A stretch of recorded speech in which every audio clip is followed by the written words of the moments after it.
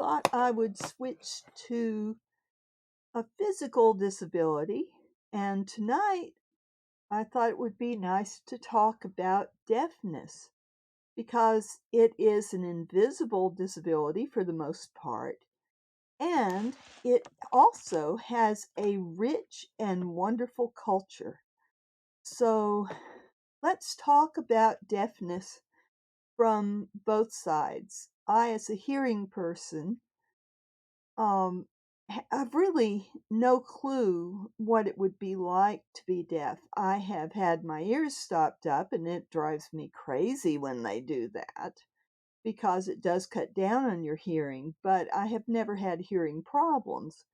In fact, I can hear that high-pitched whine on old monitors and television sets that most people can't, and you usually lose that ability in your 20s, so my hearing is probably a little better than most. So, thinking about deafness, let's go into it and see exactly what a diagnosis of deaf involves, what life is like if you can't hear, and what deaf culture is like. So, I thought I would start us out with a simple definition. What is deafness and hearing loss? So, this is an article from the World Health Organization on deaf and deafness. This is a disability that is filled with controversy because most deaf people can indeed lead a very normal life, and deaf culture is a big part of it. So, first of all, what defines deafness? How much of a hearing loss do you have to be considered deaf? By 2050, nearly 2.5 billion people are projected to have some degree of hearing loss, and at least 700 will require hearing rehabilitation. Over 1 billion young adults are at risk of permanent, avoidable hearing loss due to unsafe listening practices. That's especially with headphones, so we'll go on. An additional annual investment of less than $1.40 per person is needed to scale up ear and hearing care services globally. $1.40 a year. That is a very low price tag. I would be willing to pay that, you know. Over a 10-year period, this promises a return of nearly $16 for every US dollar invested. Over 5% of the world's population, or 430 million people, require rehabilitation to address their disabling hearing loss. 432 million adults and 34 million children. It is estimated that by 2050, over 700 million people, or 1 in every 10 people, will have disabling hearing loss. Disabling hearing loss refers to hearing loss greater than 35 decibels. Now, the decibel is a measure of sound, and just as a side note here, my middle name, Bell, when my dad was coming up with my name, he named me after the decibel. He was working in telephone science at Georgia Tech, and he created the telephony major for a short time. It's not there now. But back when in the 50s, when he started the major, telephones were multiplying, people were getting telephones. This was the line phones that you have DSL on. If you have a phone in your house that's got a wire to the wall, that's that kind of traditional phone. Um, so when he named me Dennis Bell, he was thinking of the word decibel. So just side note there. So, disabling hearing loss refers to loss greater than 35 decibels in the better hearing ear. Nearly 80% of people with disabling hearing loss live in low and middle income countries.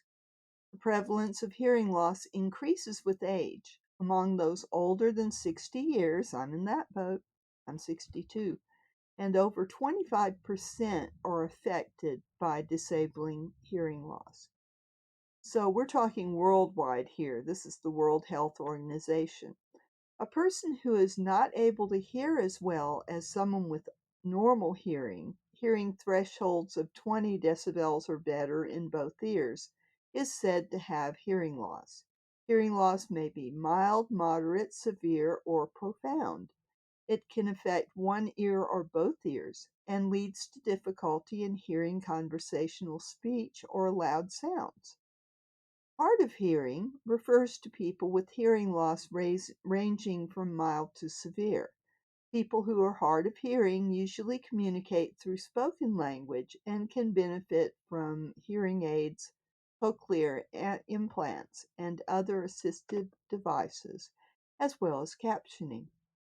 Deaf people mostly have profound hearing loss, which implies very little or no hearing. They often use sign language for communication. And causes of hearing loss and deafness are things that happen before you're born, including hereditary and non-hereditary, intrauterine infections, such as rubella, which is a kind of measles that is preventable with the measles, mumps, and rubella vaccine. So if we do not vaccinate our children, we will have more people who are pregnant giving, you know, having children losing hearing in utero. And rubella does not make you very sick. Rubella is also called German measles. So this is something that is on the rise now because so many parents are not vaccinating their babies and their children. So perinatal period, birth asphyxia, lack of oxygen at the time of birth. Hyperbilirubinemia, severe jaundice in the neonatal period. Most children born have some high bilirubin counts. Both of my daughters did. They didn't have any lasting problems from it. So hyperbilirubinemia is when it's very, very severe. Low birth weight, other perinatal morbidities and their management. So these are things that can pertain to when children are born prematurely or if there are problems at the time of birth. So this is one of the risks. Deafness is one of the risks. And in childhood, chronic ear infection. I've known a lot of people that had to have tubes put in their ear because they were having ear infections. I had a lot of them when I was a kid. Collection of fluid in the ear, meningitis and other infections. And meningitis is often a complication of the typical childhood diseases, typhoid fever, measles, mumps, whooping cough. These are all preventable with vaccinations. So the anti-vaxxers are risking, deafness from their child getting meningitis. So meningitis can give you a very high fever. So there are a lot of disabilities that can come from that. So just putting in my 2 cents worth that vaccination is important. And adulthood and older age, chronic diseases, smoking. I didn't know smoking was a risk factor for going deaf. Wow. Otosclerosis, or hardening of the vessels in the ears. Age-related sensorineural degeneration. The natural degeneration that happens from aging, your nerves don't conduct messages as well. So you can get degeneration in all of your senses, sudden sensorineural hearing loss. So that's something that can happen to older people. Factors across the lifespan.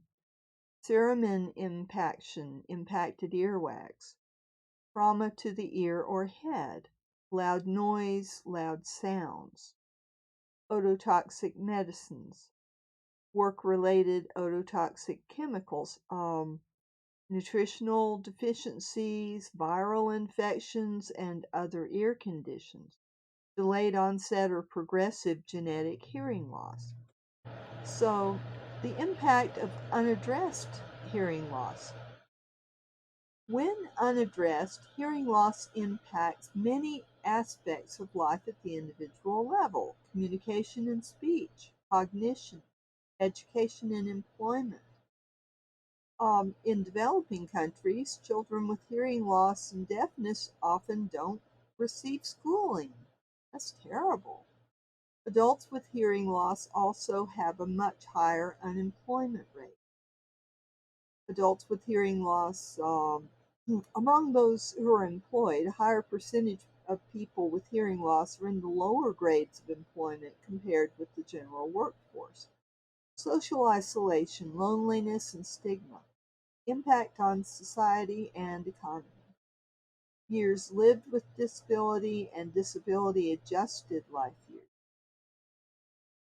The WHO estimates that unaddressed hearing loss poses an annual global cost of US $980 billion. Whoa, that's a lot.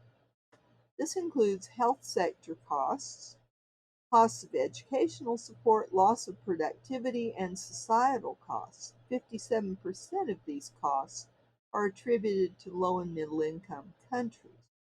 Prevention. So, there's a lot of things we can do to prevent deafness in our children and adults. Immunization, good maternal and child care practices, genetic counseling, identification and management of common ear conditions, occupational hearing conservation programs for noise and chemical exposure. It's very important, if your job requires you to wear earplugs, wear them. I know they may be uncomfortable, but you don't want to lose hearing. And gradual hearing loss, you might not realize how much you've lost until you have a hearing test, and then, oh my goodness, that's why I'm not understanding what people say to me. So, safe listening strategies for the reduction of exposure to loud sounds in recreational settings, and rational use of medicines to protect ototoxic hearing loss. Identification and management. So we need systematic screening, hearing assessment, and ear examination. Once hearing loss is identified, it's essential that it's addressed as early as possible. And there's measures available to rehabilitate people with hearing loss. The use of hearing technologies, hearing aids, cochlear implants, and middle ear implants. The use of sign language and other means of sensory substitution, such as speech reading, use of print on palm or todoma, sign communication, and rehabilitative therapy to enhance perceptive skills and develop communication and linguistic abilities.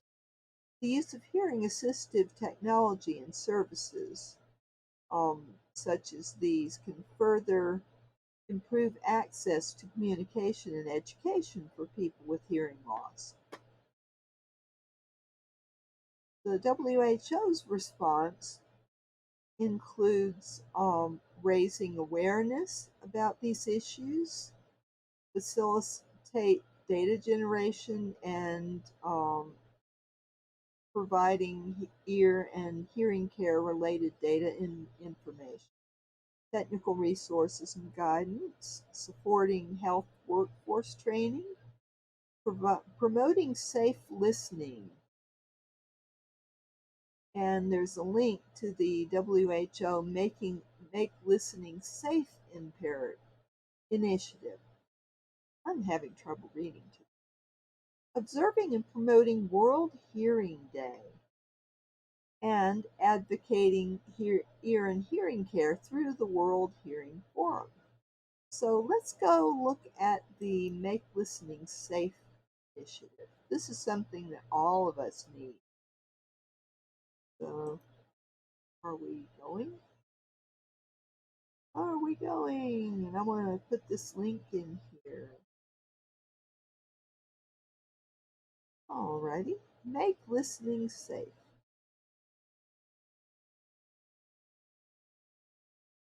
And this especially applies to smartphones and MP3 players, and offers recommendations on safe listening features to be included in such devices, and a regulatory framework for all countries. So this is neat.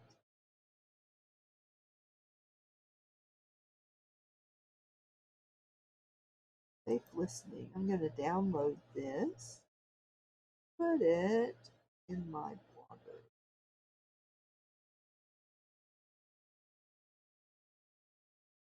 Going to safe listening. Very good. Right? Okay. The WHO in March of 2020 projected that 1 in 4 people would have hearing problems by 2050. That's a lot. That's a lot. So, and there's a Hear Who app for mobile devices to help detect hearing loss. So I'm going to get that. Let's see, is it on Android? Let's see.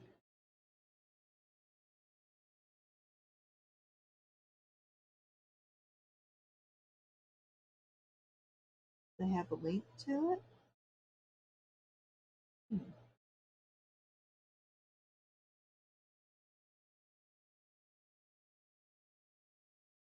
And Apple is sponsoring a hearing health study. This is cool. This is a good way to get the word out.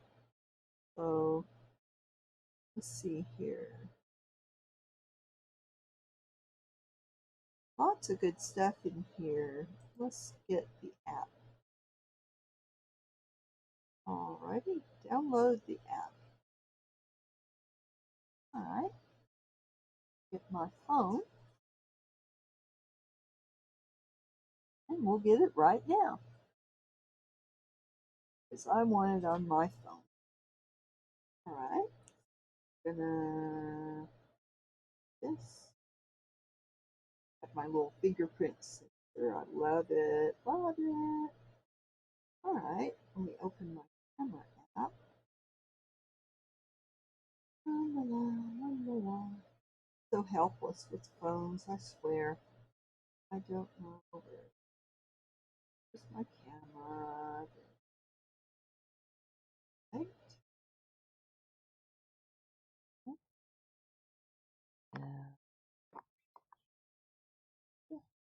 Oh, now I've got the link. Cool. Just through my camera, the link popped up. That's neat. Okay, get it on Google Play. And it also has the Apple link, so I'm going to install that. Very good. Okay, cool. Now I'm getting it on my phone. So there we go. Let me go back and see if anybody's chatting with me. I don't see anybody. Let me look at...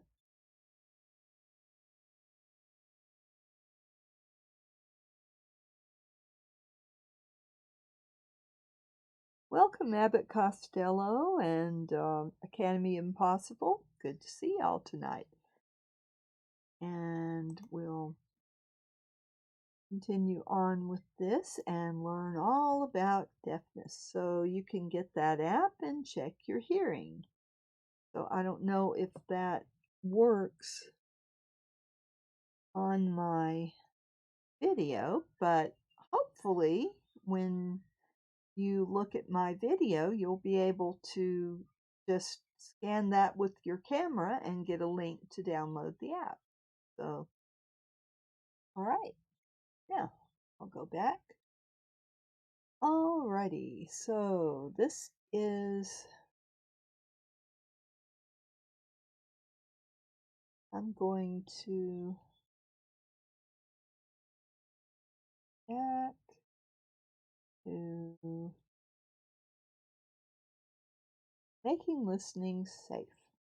And I'm going to put this in my chat list for later. I've been forgetting to go on Twitter and put my links up. I'm going to have to do that. So tonight I'm going to be busy doing that. Alrighty. Making listening safe. Initiative from, I better spell that out for World Health Organization. Right? Ready. Oh, let me.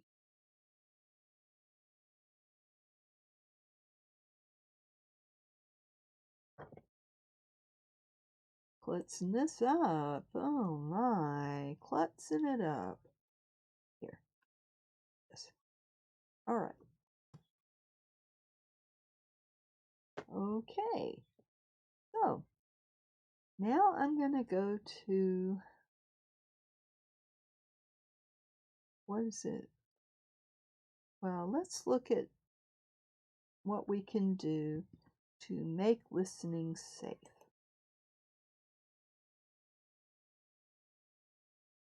Oh, I haven't put anything in yet. Whoops.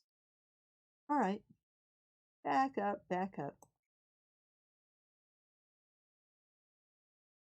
I'm just not with it tonight. I didn't put my link in there before I started talking about it. That's where I just was. Now, making listening safe. Initiative from World Health Organization. So let's learn how to prevent deafness from the causes that are preventable. The most common one is when we're on headphones and doing things with our phones and our MP3 players. So I just downloaded that. So let's open it. And here's what it says. Safe listening devices and systems.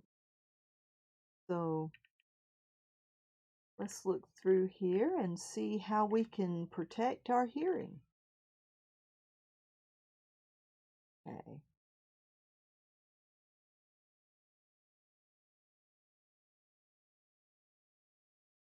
There's a lot of definition here.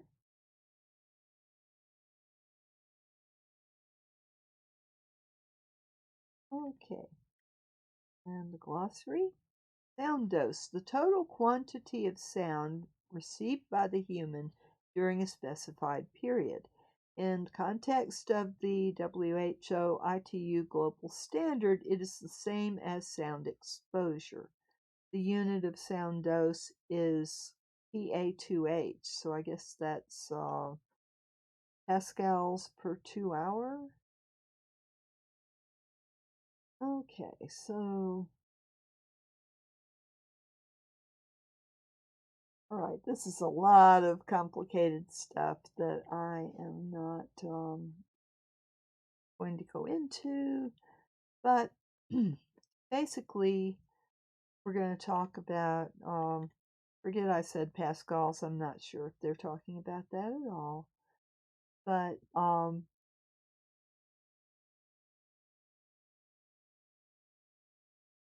derived from 80 decibels A, which decibels A is what? decibels of sound pressure level using the A weighting network. So, all right. So basically, if you're around something that's 80 decibels and you are there for, let's see.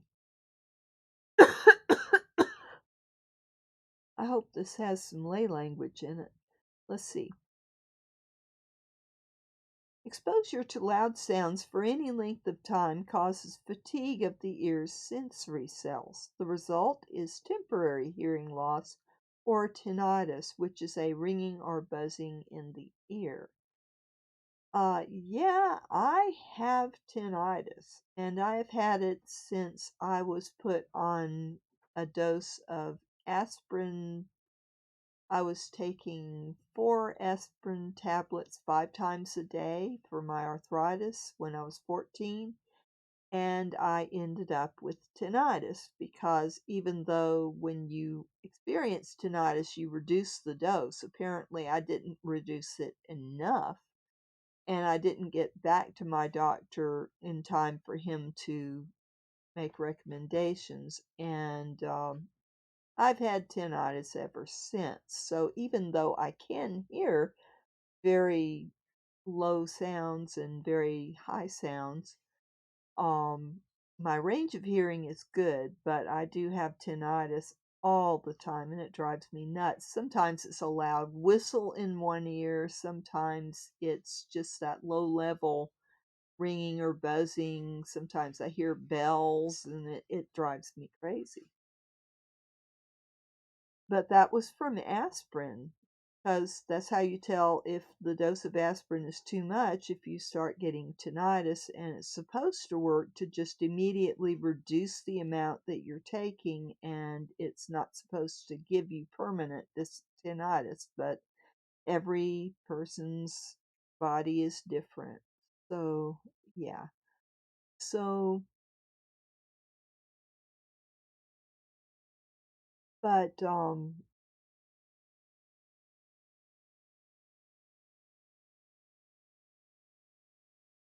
okay, so what is safe listening? It's listening behavior that doesn't put your hearing at risk. And it depends on how loud it is, how long you're listening to it at that volume, and the frequency of exposure to loud sounds. And such exposure can be through personal audio devices, entertainment venues, and general environments. So basically, I have been to a couple of concerts in my life where my ears were ringing afterwards, and not very often. And I can still hear the high ranges, so it's apparently not hearing loss, just noise added to my hearing. But if you're exposed to loud sounds, you need to have regular hearing checkups. And okay, so the standard for safe listening is to put limits on devices so that they can't be turned up to an extremely loud point. And that protection is active on my laptop, and I often have to turn up my TV. I would watch YouTube on the TV, and so some videos are low and some of them are loud, and I wish there was an answer to that. But I do notice that I have to turn some of them up pretty high to be able to hear them, but my daughter doesn't have to have that much volume, so I probably do have some hearing loss going on. Um, so I'm going to use that app and test it and see if I need to mention it to my doctor. My physical's coming up. So the global standard is every device should measure the listener's use of sound allowance. Each device should include options for volume limiting and parental volume control. Each device shall provide the user with personal usage information, personalized messages and cues for action, general information on safe listening. So I think it's a very good standard. So this goes into how that's measured and how you use it on the device, and I'm going to let y'all read through at your leisure. But the main takeaway is that the WHO is trying to get standards in there to make listening safe. So I'm going to also give you that link to that document we were just looking at. Why is this thing? I don't want that. I want this. Okay. Yeah. Okay. So this is the document I was just looking at, and that's the standard that the World Health Organization is encouraging governments to adopt. I think we should have it here in the US. I really do, because hearing is so important. And let's read on. Okay, so we've looked at making listening safe.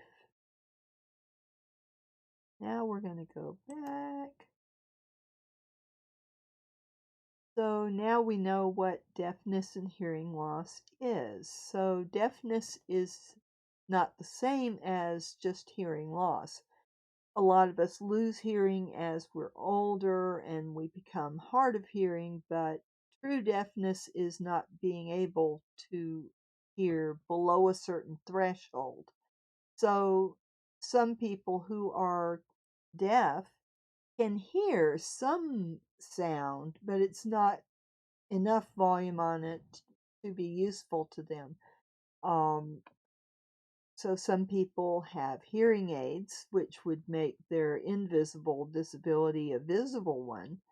But a lot of hearing technology is not that visible. So you've got 4 types of hearing loss. Let's go to the CDC and see what they're talking about. And this is mainly in children, but a lot of times a problem with the ears is found during your child's regular checkups. So it's really important that children have health care, because if they don't, you can miss this sort of thing. They used to test our hearing at school, and they would just talk to us from a certain distance, and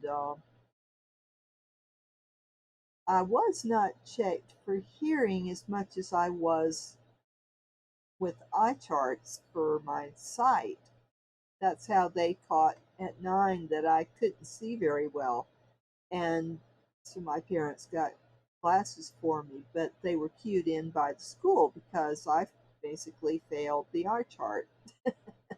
So definitely it's good to have these screenings in the schools, but also in your medical facility, whether you see a family doctor or a pediatrician or just your regular general practitioner. You need to make sure that they're testing your child's hearing when he or she gets a physical. So here's types of hearing loss. And I'll put this here.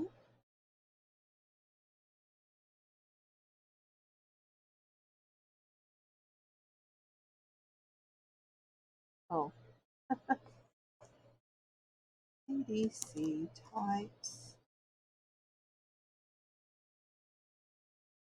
of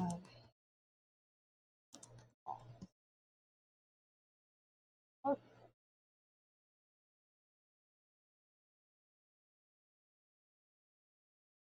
Okay. This here.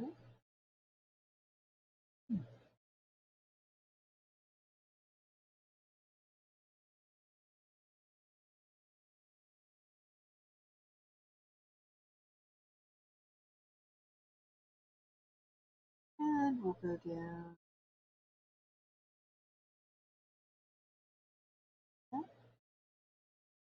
and put it here so I can put it out on Twitter later. Okay, so types of hearing loss. Okay, it can happen when any part of the ear or auditory system is not working in the usual way. So here's the outer ear, the ear canal, the eardrum, sometimes called the tympanic membrane. If you think of a timpani, which is kind of drum in the orchestra. And then you've got the inner ear, and you've got the middle ear. The eardrum is right here. I'm sorry, it's that little thing right there. Then you've got the middle ear, the inner ear, and the nerves that connect through here to the brain. So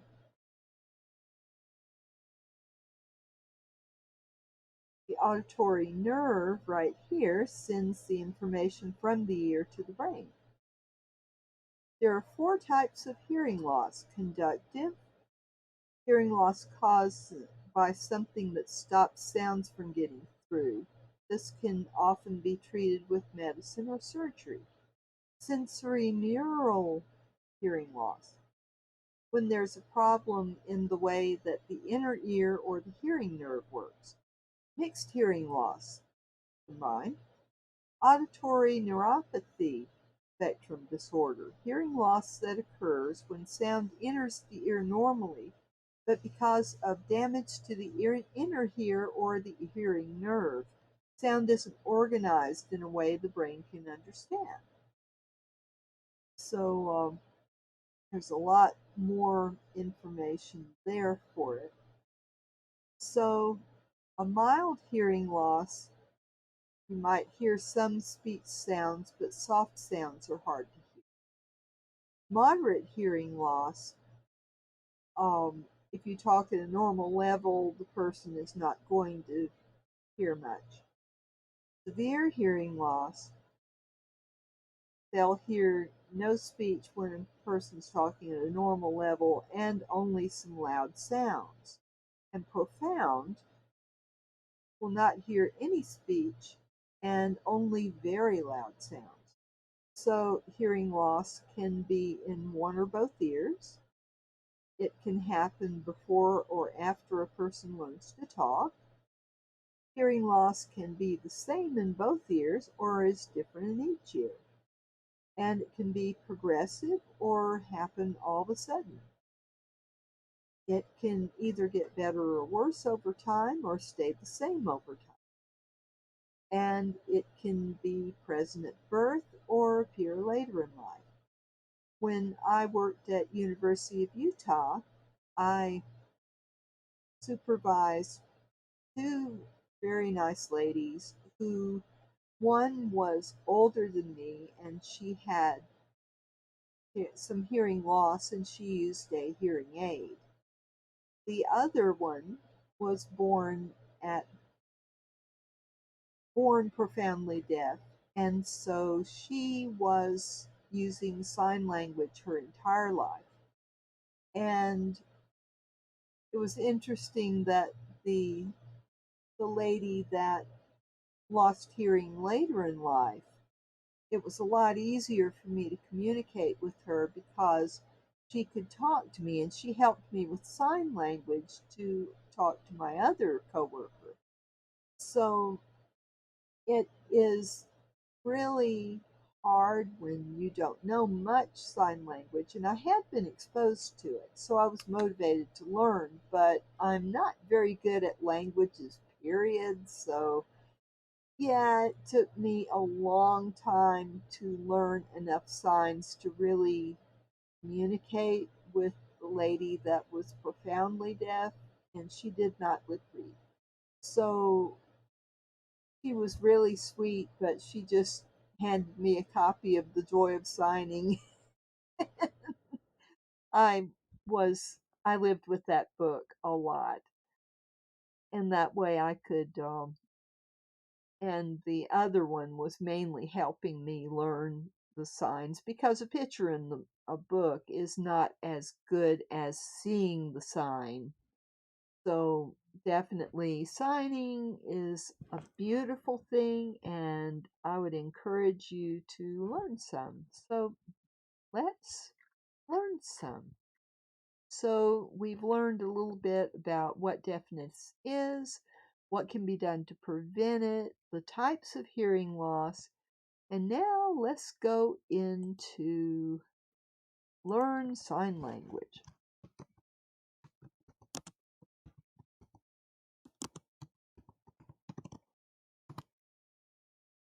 So we're going to Hello, my name is Victoria and I teach American Sign Language at Take Lessons. Do you want to learn? now I can't play this because I don't know how you handle permissions and all that. So I'm going to subscribe to this. So this channel has a whole course, it looks like, on American Sign Language. And keep in mind that sign language takes a while to learn. It is just as hard as taking Spanish or French. It has a grammar structure, it has, concepts that may be foreign to us hearing people. So definitely you learn a lot of deaf culture along with it. Now, this is ASL, or, sign language. Now, there's also the sign language alphabet, and there is something called, let's see, I need to get my stuff together. Let's see, let me make sure that I'm not missing any comments, and I don't seem to be. I'll take a look at my viewer list. And Abbott Costello and Academy Impossible, you're still there. Yay! Okay, so we're gonna go over here and what's the other kind? I'm gonna this here.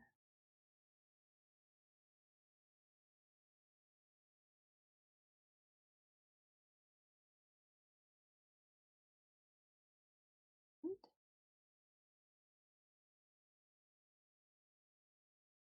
20 plus basic sign language phrases for beginners.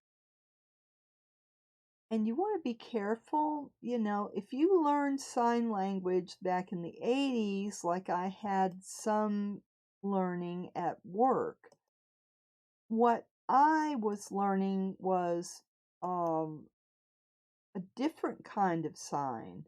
There are different kinds, and there is a kind of sign language that you learn English structure, so it is easier for a hearing person to learn, but not all deaf people are familiar with it because it's mainly made for hearing people that go deaf. So there are two basic philosophies on sign language. And so let's look at types of sign language. There we go. Google figured it out.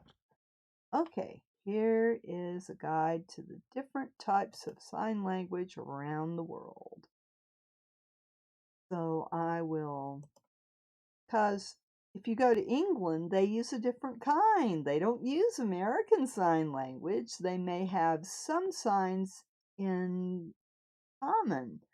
But the thing is, sign language has a lot of gestures that included in it that are fluid and changing because American Sign Language and the other flavors of sign language around the world is a living, changing language. People change it as they use it. So that's why I say the sign language that I learned in the 80s, this was the late 90s, and it had changed a lot. So if you're going to get a book like Joy of Signing, you want this year's edition. You do not want to buy a used one from 20 years ago, because a deaf person is going to see you signing and say, huh? Because language changes, English changes. You wouldn't want to use a Webster's dictionary from 1900 and expect it to apply to today's English, would you? Well, it's the same thing with sign language. It is growing and changing. So you need to know what is current now. There is a lot of slang in sign language, and slang changes almost daily. So, you really want to be up on different things. So here's an article, if you're interested, about sign language around the world, just to give you an idea of what kinds of sign language there are in the world. Very interesting to me. So let me see what they say in this article about, let's see, between 138 and 300 different types of sign language used throughout the world today. It's neat. New sign languages frequently evolve amongst groups of deaf children and adults. So, there's 9 examples that it gives.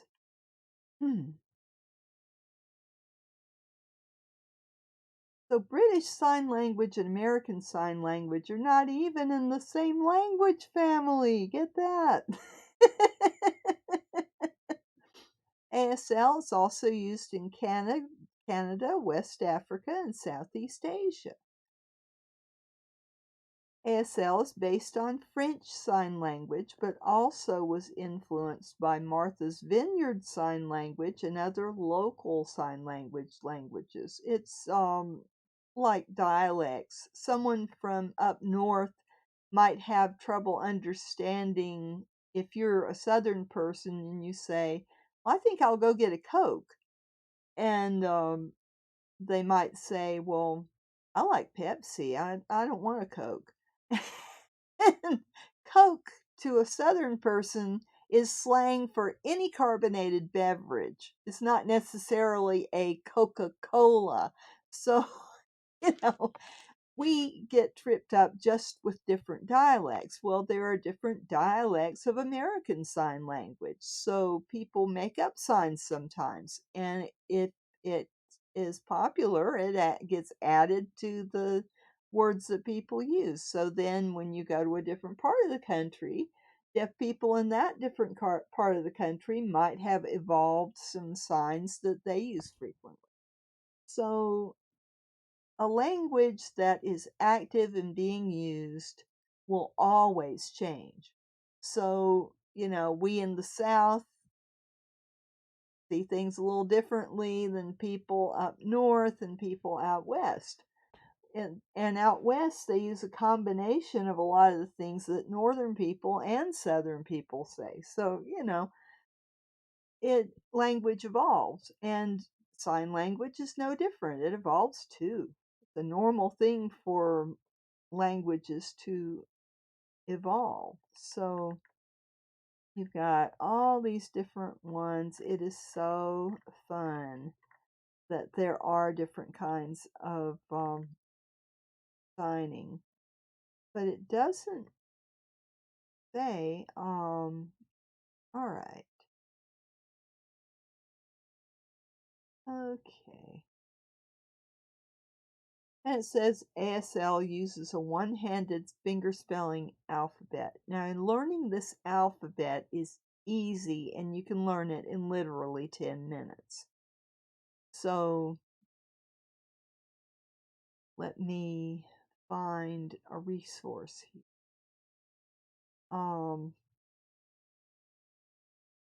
Let's see. There's another one. So here's Everyone tells Bill. you need to be honest. That's not Bill. That's an ad. Bill Vicars. Okay. Oh, I think I want to take this course. Cool. Let me see if I can copy this. I can't. Bill Vicars. Okay. Gonna put this down here. Let's.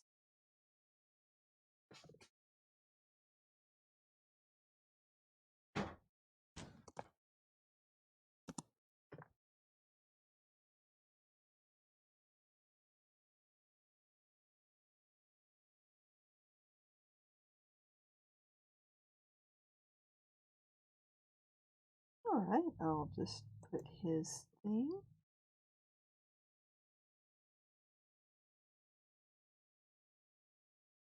And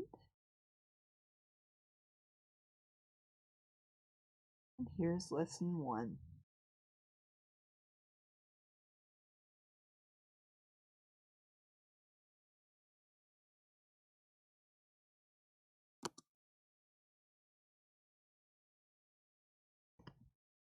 All right, so I'll put that link down there.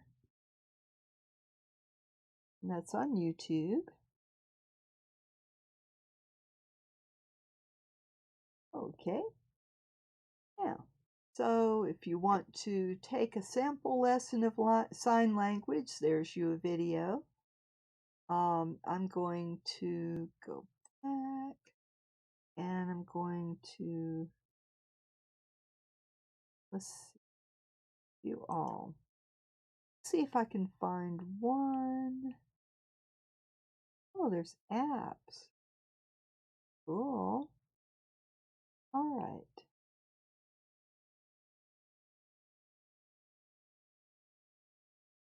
There's lots of beginner sign language courses. Oh, wow. Okay. Fingerspelling. Let's see what they've got here. Okay.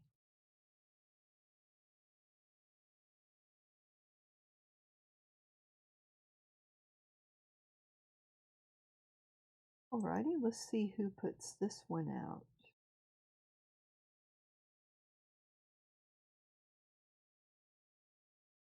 Ah, Bill Vicars. Okay, and he also has a mobile app. So, cool. Alright, so here's fingerspelling. Fingerspelling is the easiest way to begin with sign language. It is the most basic part of sign language, and it's used in both of the different kinds of sign language I've been exposed to. So, let me put this up here between that. Learn fingerspelling. ASL alphabet. So you'll use this a lot because you can fingerspell. Here's my name in sign language. And is oh it's oh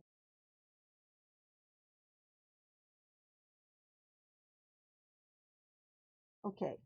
And when you fingerspell, you want to pronounce the word, but as if you're just drawing it out like I did. And my name sign is,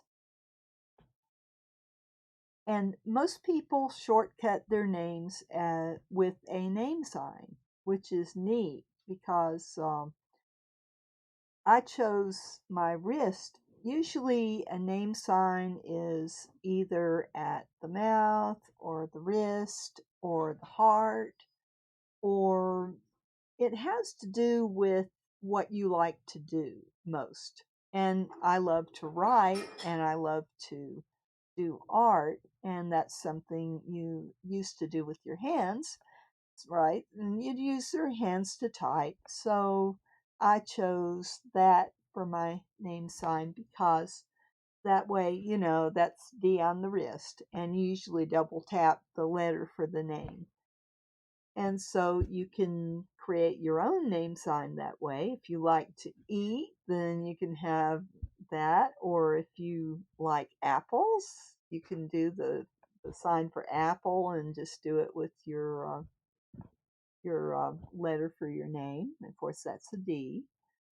So, but usually do it facing the person. So A, B, C, D, E, F, G, H, I, J, K, L, M, N, O, P, Q, R, S, T, U, V, W, X, Y, and Z. And that's it. So I can finger spell. I am not good at other things, but the sign for signing is this in American Sign Language. And so the finger spelling link is here. So if you want to learn to finger spell, it's quick. You learn how to do numbers also. And it's a lot of fun. I experimented with teaching my babies a little sign language. Just simple things like this to eat, this to drink. And at 6 months, they could do that. They could say, I'm hungry, I'm thirsty, and that was long before either of them could ask for a drink of water. So it was amazing to me. Sign language is cool. And there are some feelings that you can express in sign that you can't in English. So I'm living proof of that. I've experienced that. So definitely it's worth it to learn at least finger spelling. Then if you run into a deaf person on the street, of course, a lot of times a deaf person will have a pad and a pen with them. You can just write them a message and then they will write one back to you. But if you use sign language, be careful not to throw your signs. If you're trying to spell something, like my name, Dan, you want to keep your expression kind of neutral. You're not going to want to go Dan.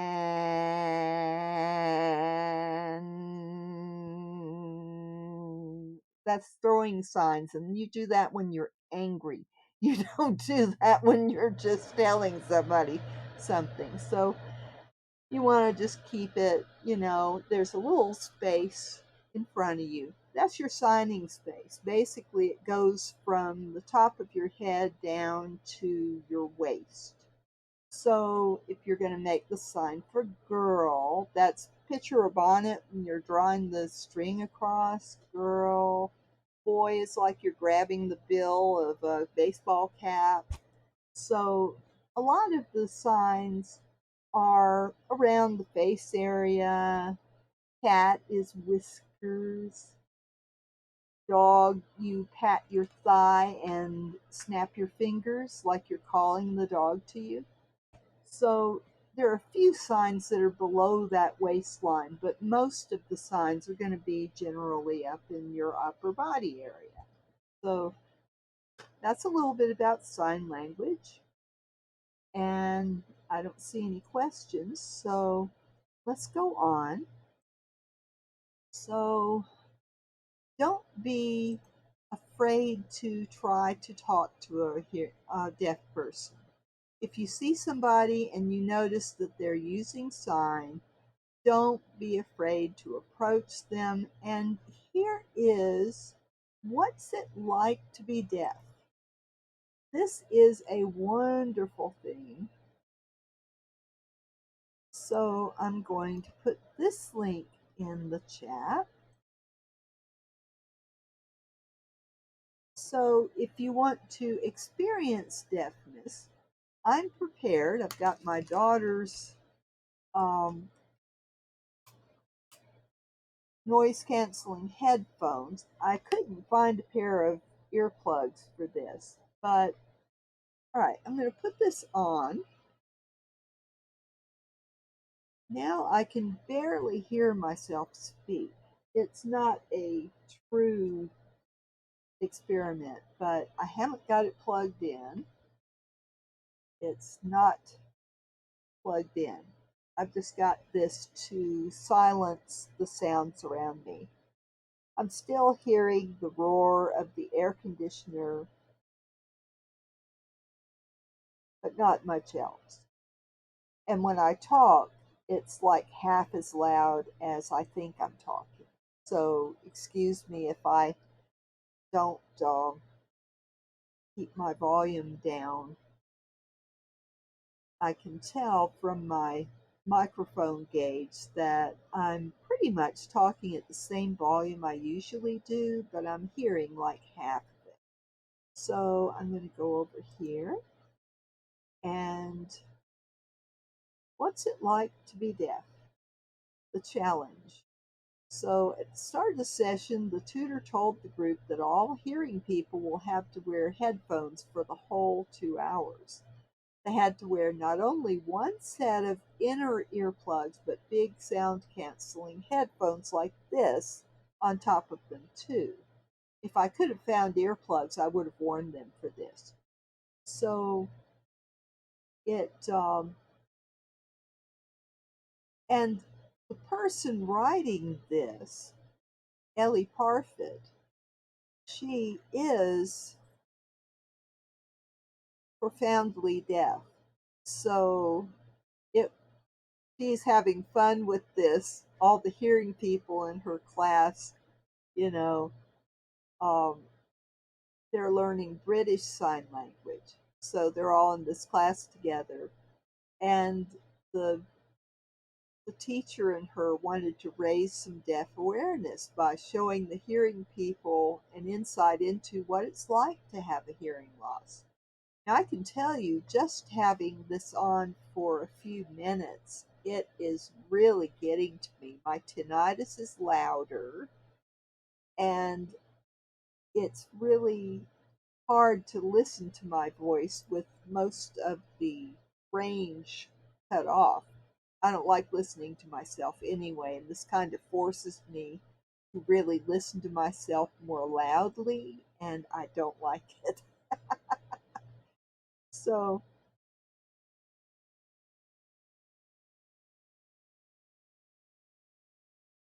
and she says, try attempting to sign whilst holding a cup of tea and a biscuit. It would be very difficult because if you got something in your hand, you need both hands to sign. So she says, when I meet my deaf friends for drinks, we always end up holding each other's drinks while the other one signs. I think that's cute. That's a neat way. So you have to help each other. I guess you could put it on the table, but that then you risk knocking it over with your signs. So, um, okay, and the verdict. Here are the types of things that people said. It was very isolating, even though we were in the same room. There was no background noise, which we are so used to hearing. It made me realize how alone I felt. At the break, there was no chatter or laughing. As usual, you are alone with your own thoughts taking over. It made me feel paranoid and self-conscious, almost like the first session when we didn't know each other. It made it easier to focus and concentrate on the session. I felt a bit panicky and kept looking round at everyone else, who all seemed to be coping very well. It took a lot more concentration to keep up with the conversations in the room. Using the headphones and hearing from a deaf person's perspective gives a whole new insight. And some of the sounds that they said they would miss if they lost their hearing: music, birds singing, people laughing, radio, voices, the ocean, phone calls, and cats purring. I would miss all of those, but I would also miss singing, because if I couldn't hear myself sing, how would I know if I was hitting the right notes? So it might get more difficult for those around me to hear me sing, and I would really miss that. So I'll add that. So there's also the hearing loss simulator.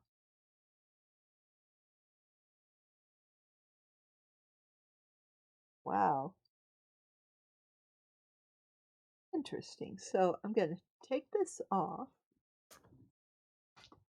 All right, so normal.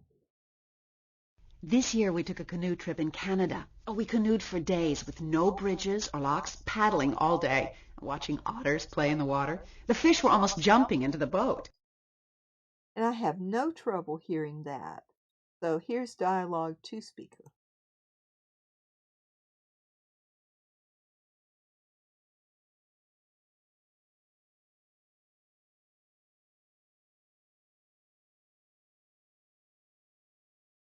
I'm not getting that. Let's see. Announcement and station.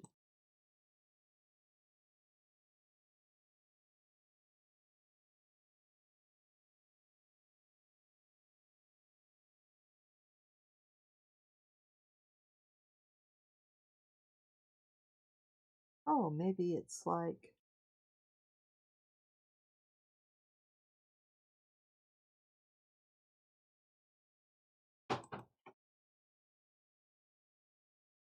maybe I'm not using it right.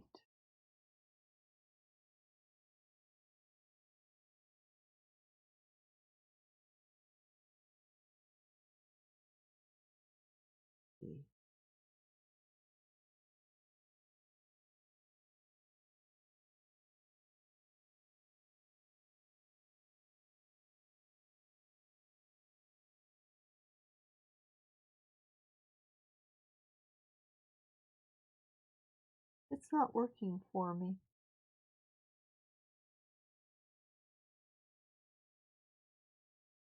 Oh well.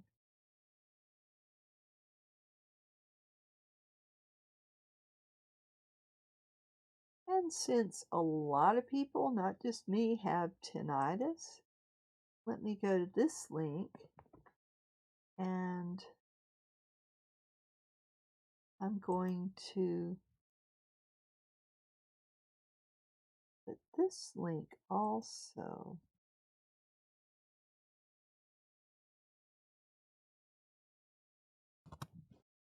All about tinnitus. I'm pronouncing it wrong. Tinnitus. A doctor would say tinnitus, not tinnitus. So pardon me for pronouncing that wrong. It's tinnitus. Okay. And I tend to pronounce it wrong. I'll probably forget again. But oh well. Alright.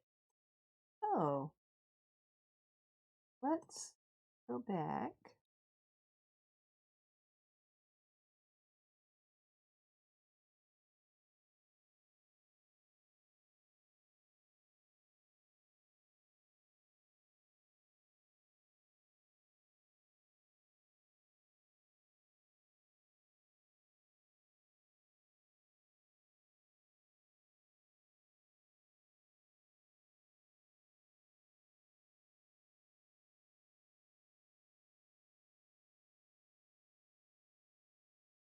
Let's just do a search on deaf community or deaf culture.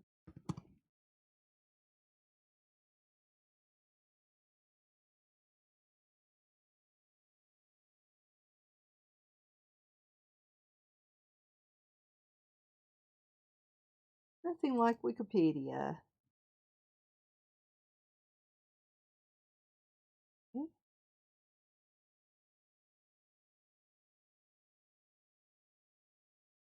Members of the deaf community tend to view deafness as a difference in human experience rather than a disability or disease. Many members take pride in their deaf identity, and deaf people in the sense of a community or culture can then be seen as a minority group, and therefore some who are part of this community may feel misunderstood by those who don't know sign language. Another struggle is that educational institutions usually consist primarily of hearing people. Additionally, hearing family members may need to learn sign language in order for the deaf person to feel included and supported. Unlike some other cultures, a deaf person may join the community later in life rather than needing to be born into it. And let's see. There's a lot of controversy on cochlear implants and other things that help a child to hear. It's, if you've got deaf parents who have a deaf child, they may have a lot of conflict within themselves trying to decide whether if a cochlear implant would help things. There have been deaf people that have had cochlear implants and they didn't work right, or they weren't happy with all the noise they were hearing. It was hard for them to interpret all of the new sensations. So, and deaf culture is a rich, full culture that deaf people immerse themselves in, and so you wouldn't want to get rid of deaf culture. So there's a lot of controversy on if you can reverse deafness, do you want to? Because then you might not be able to be accepted in your deaf community. So it's a very controversial subject. So, we want to deaf culture is recognized under the United Nations Convention on the Rights of Persons with Disabilities. That's really cool. Persons with disabilities shall be entitled, on an equal basis with others, to recognition and support of their specific cultural and linguistic identity, including sign languages and deaf culture. And that's so important because deaf culture is a neat thing. We don't want to interfere with that. And as hearing people, we should understand that there are deaf people who enjoy their deaf culture, their deaf community, their being able to get together in a place where they feel totally understood. And it may be very difficult as far as being very energy draining to talk to us hearing people because we need so much help to do sign language if we're not very good at it. And that can get tiring for a deaf person. When I was supervising the two deaf ladies, the one who was born profoundly deaf didn't really want that much interaction with me. She preferred to have me give instructions to the other lady, and then the other lady would come and translate for her. And I didn't mind that because I was willing to accommodate her in whatever way she preferred. And if she preferred it that way, it made me sad that she didn't want to sign with me directly, but I understood it. I didn't see it as hostile. It's just a different way of she felt that her work was more efficient if she could have somebody who is skilled with sign language to talk to her. And I think that all of us should be aware of that. We don't want to interfere with anyone's rights to their being comfortable in the workplace. And the fact that this lady was a lot more comfortable with people in her culture um, just made me realize that, okay, it's time to step back and just go through the third person. It's not as efficient, and I didn't like it as much. But on the other hand, I wanted to accommodate my friend, the profoundly deaf person. So I definitely wanted to accommodate whatever their needs were. And the fact that the one that went deaf later in life could be my go-between, this was a great advantage to me in trying to just get the work done. And I might add that both these girls probably did better work than any of the other people I supervised. They were a little older and a lot more mature than the college students that I supervised. So I definitely appreciated their talents. And, you know, uh, I don't know if their deafness had any bearing on their being willing to work harder, but I think a lot of times that us handicapped people altogether tend to try to work harder and be a valuable worker in the workplace because maybe we have to be absent more. That was my boat.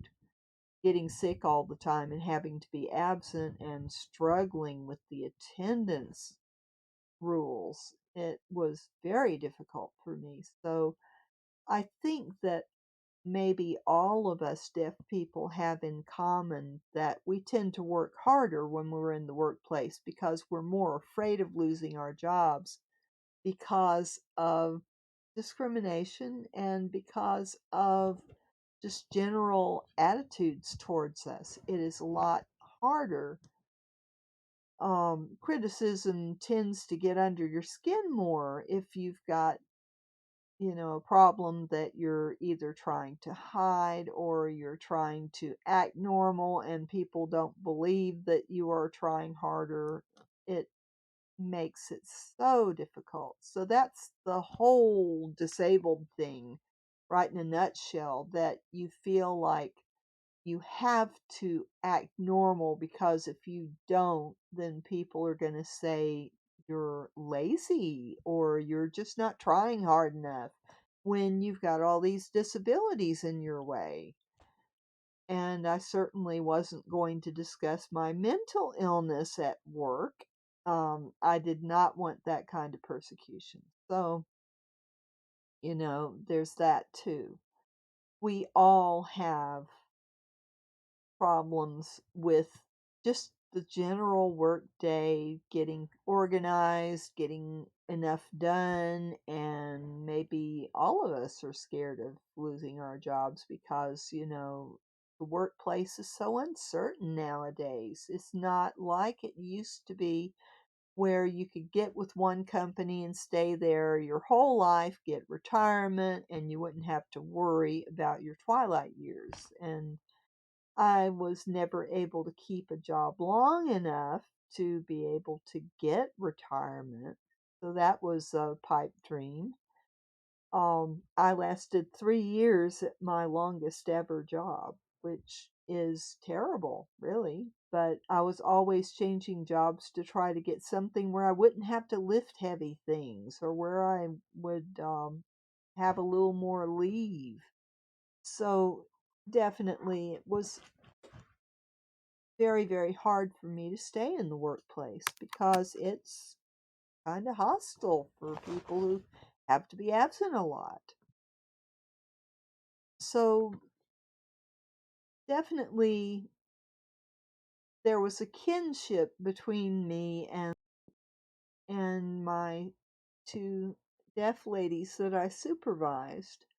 But it was more on my side with the lady that was profoundly deaf because it's just hard for them. It's harder than for someone who had hearing, I think, just from that little experience. And of course, that's not really scientific because you'd have a lot more people in a study than two. Did I forget to do this? I did. I forgot to put my microphone on, so I'm sorry if I suddenly become louder. Um, but definitely we need to understand deaf culture even if we are hearing, because we may need to join that culture someday. You know, a lot of people lose their hearing in later life. My ex's family, there was the grandfather who went completely deaf. And I always wondered if he was all there mentally because nobody talked to him. Just we'd get together at their home, and Granny would be cooking in the kitchen and all that, and he would be sitting watching television, and he really nobody would come up. They'd come up and say hi and smile, and then they'd walk away. Nobody was trying to hold a conversation with him. And I thought, well, that's unfair.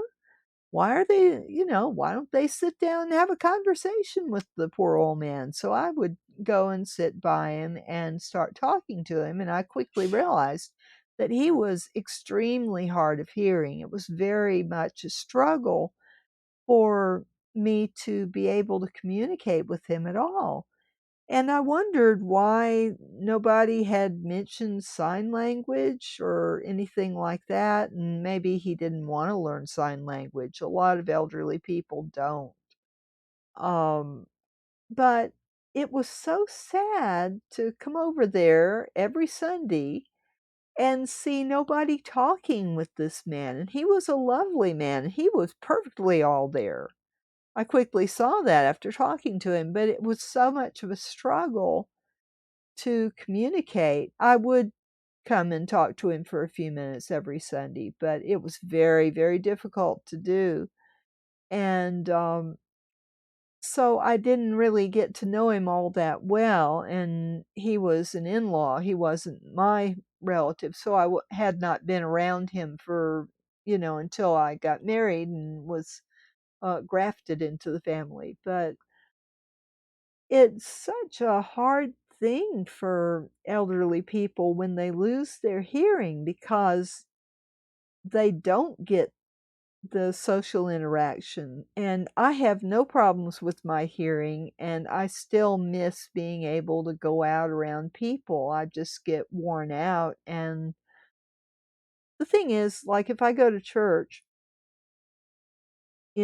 first of all, I'm in so much pain, I hardly know I'm there. It's very, very difficult to go to church in a wheelchair when you have peripheral neuropathy and fibromyalgia like I have.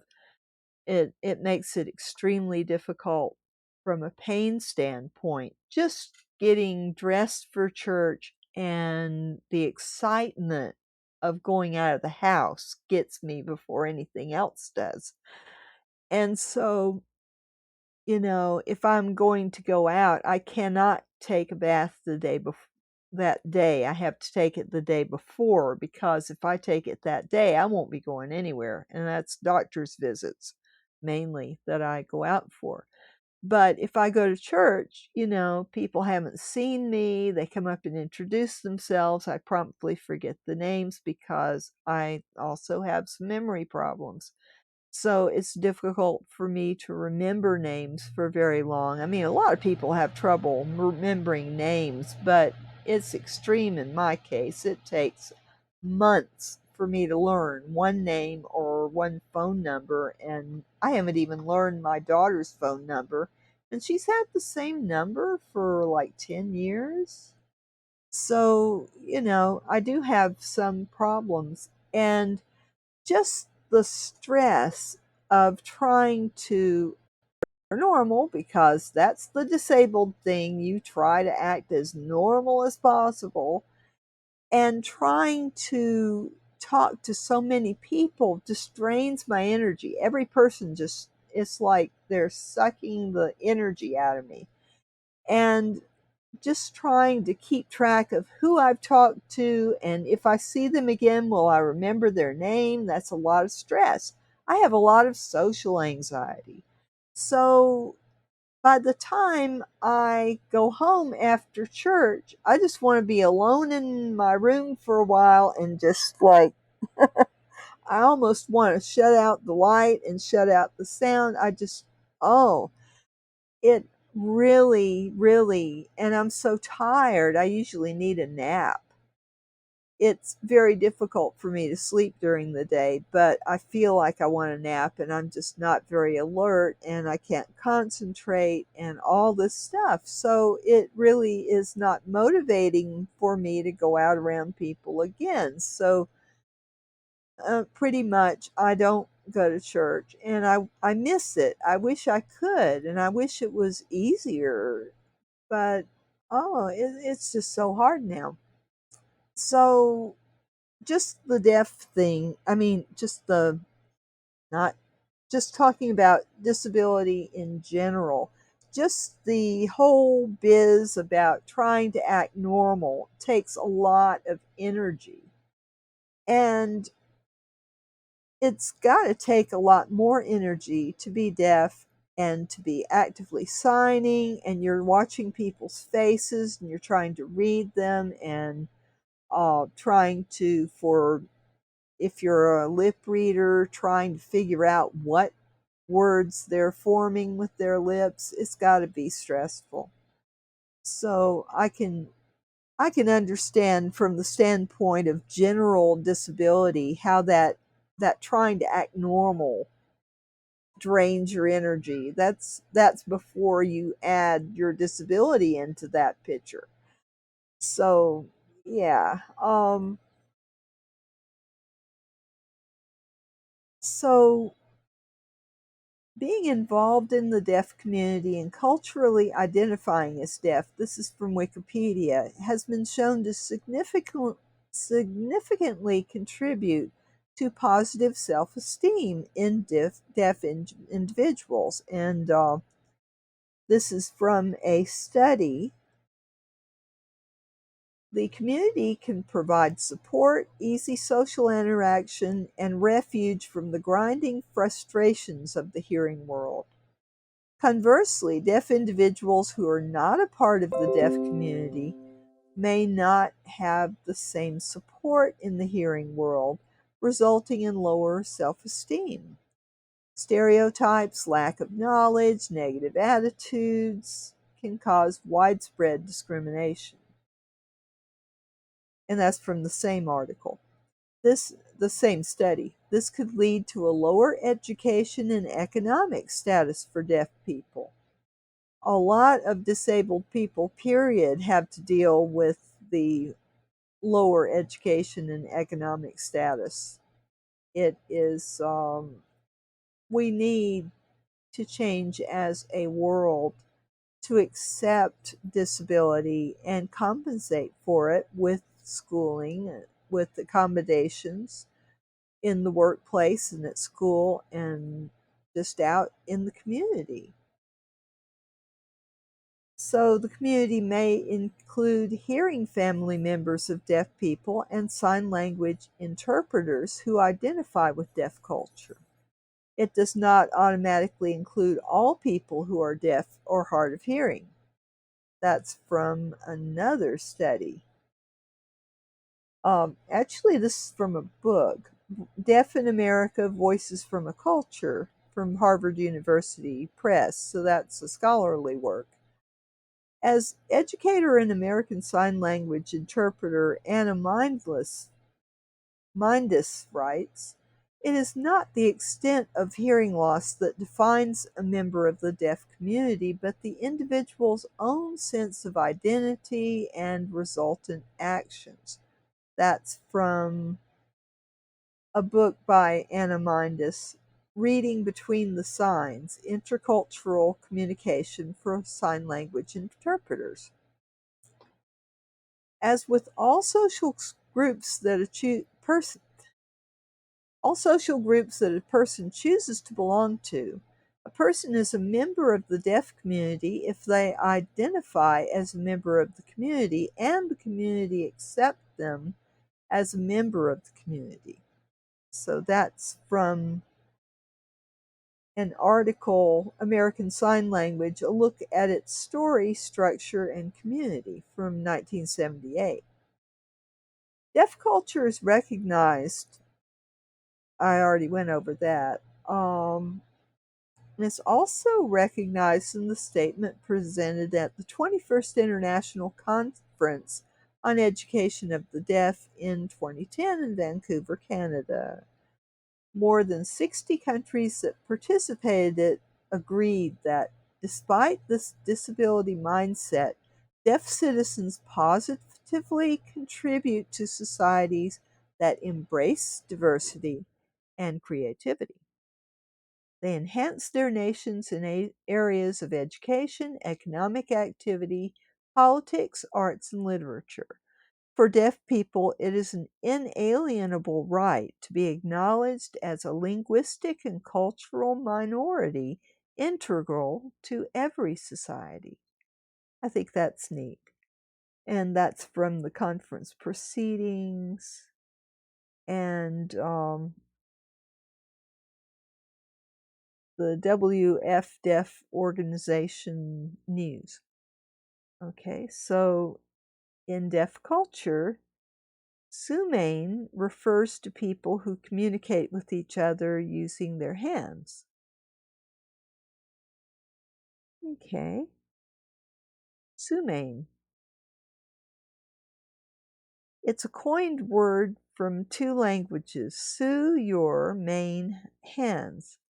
Oh, Sumain. Okay. All right.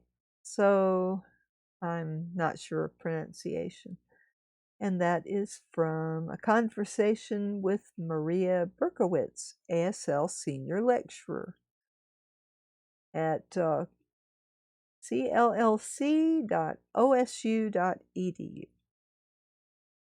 And that was from 2020.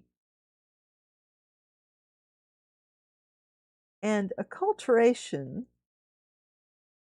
process of social and cultural change that stems from the balancing of two cultures while adapting to the prevailing culture of the society. Okay.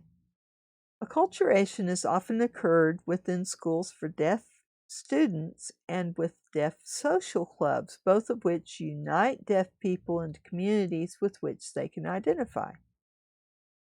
And that is from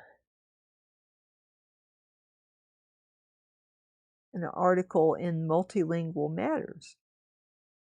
Becoming deaf culturally can occur at different times for different people. A small proportion of deaf individuals acquire sign language and deaf culture in infancy from deaf parents. Others acquire it through attendance at schools, and yet others may be exposed to it until college or a time after that. Although up to 50% of deafness has genetic causes, fewer than 5% of deaf people have a deaf parent. So deaf communities are unusual among cultural groups in that most members do not acquire their cultural identities from their parents. Interesting. And there's a lot of diversity within deaf culture, different sign languages and different cultural norms. And it intersects with nationality, education, race, ethnicity, gender, class, sexual orientation, and other identity markers, leading to a culture that is at once quite small and also tremendously diverse. That's cool. So, and the extent to which people identify primarily with their deaf identity rather than their membership in other cultural groups also varies. Different strokes for different folks. So,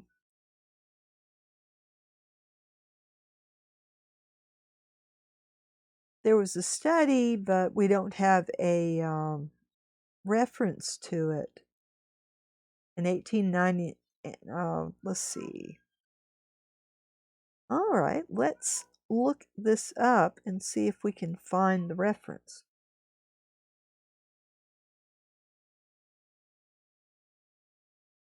Let's see if somebody found that study.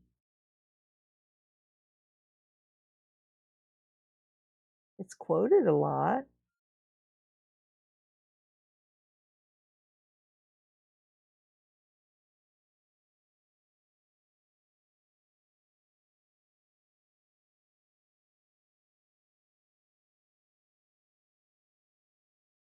(2014). Well, let's look at this study.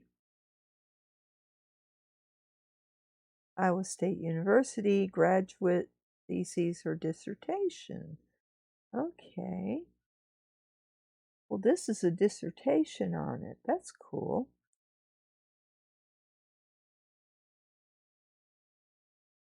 All right, let's see what she says. The abstract is what we want to look at. We're not going to read the whole thing, but IX is the abstract. So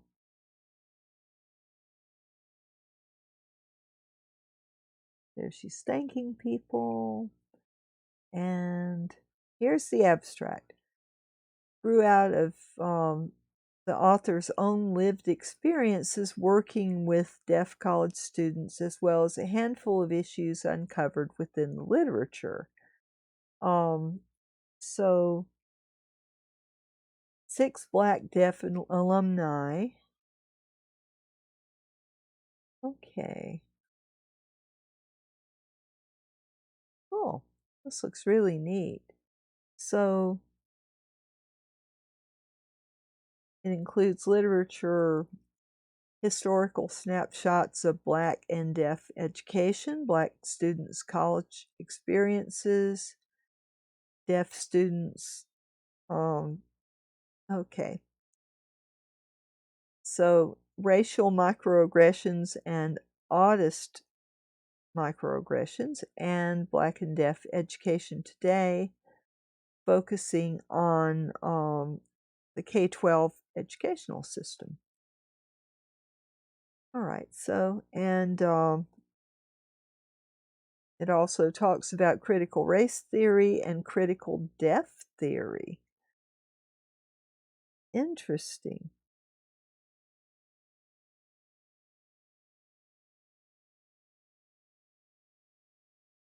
So cool. So what was the conclusion? Let's look at the conclusion then. So now we know a little bit of what this study is about. Let's see. Cool. So let's go all the way down and see.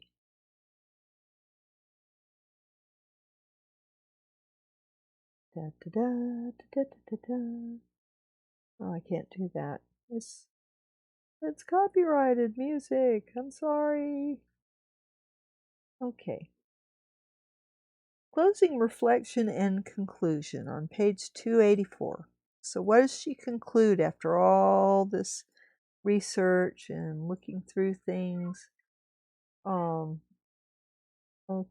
let's do what? All right, somewhere down here. So this is all the research that she did. Wow, lots. Or he. Okay. Up, up, up. References. Okay.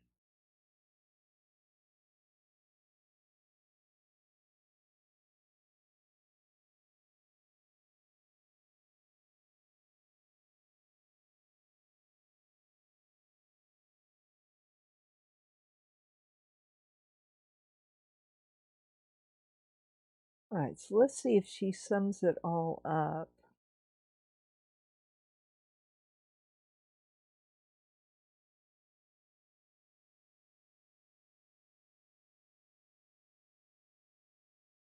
All right. Mhm. Okay, conclusions, limitations, and recommendations. Let's skip down to her recommendations because this is wow. Um, so let's go to her recommendations for changes based on this study.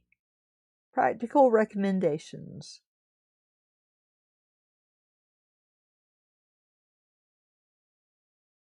Assuring that Black and Deaf students are treated in socially just ways requires higher education practitioners and faculty to commit to social justice. The ability to reflect on one's actions in the world, act on issues of inequity, and work in collaboration with those who are most oppressed. Okay.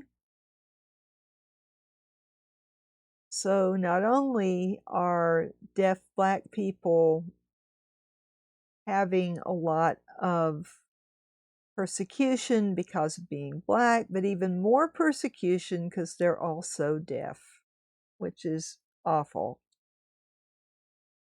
So this must go on beyond just committee meetings, cultural celebration months, and mission statements. They are good things, but they can't make up for a campus that does not practice the values of inclusiveness, particularly when it really matters. So,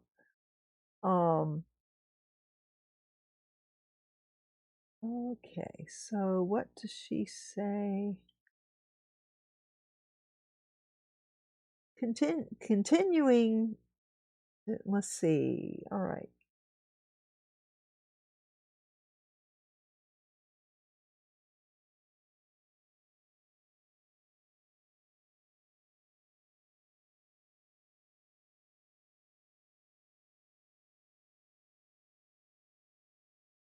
They need a flexible, this is a quote, flexible stance that accommodates multiple perspectives, unquote.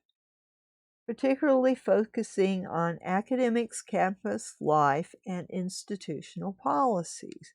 Continuing to value and center the unique perspectives of the participants included at the end of each section in italics are their thoughts on what they believe practitioners and faculty should know in order to improve Black and Deaf college students' experiences. Now, the reason I'm not saying D/Deaf is I don't quite understand the terminology, but definitely,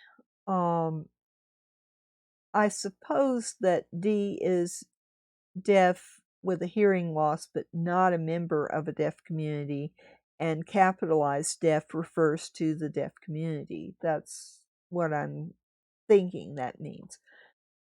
So,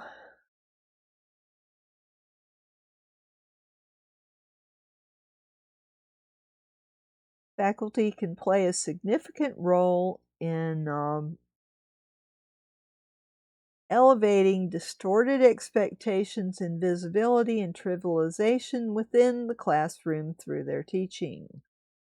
So it's important to acknowledge that depending on the institution, teaching is one of the least important aspects of a faculty member's job. They're often not trained or rewarded for their efforts in the classroom. So finding ways to work within the system while challenging the integrity of the system.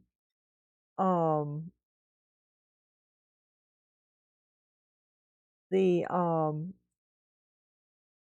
They talk about the spirit of universal design, and definitely, if you aren't familiar with the concept of universal design, it is things like if you're building a house, if you have one level doorway, if you have the handle type doorknobs, if you have different height counters, if you have different height for cabinets, if you have a grab bar in the bathroom built into the wall with studs that are definitely tied into the wall and not just a handle on the little fiberglass shell that they put in for tubs.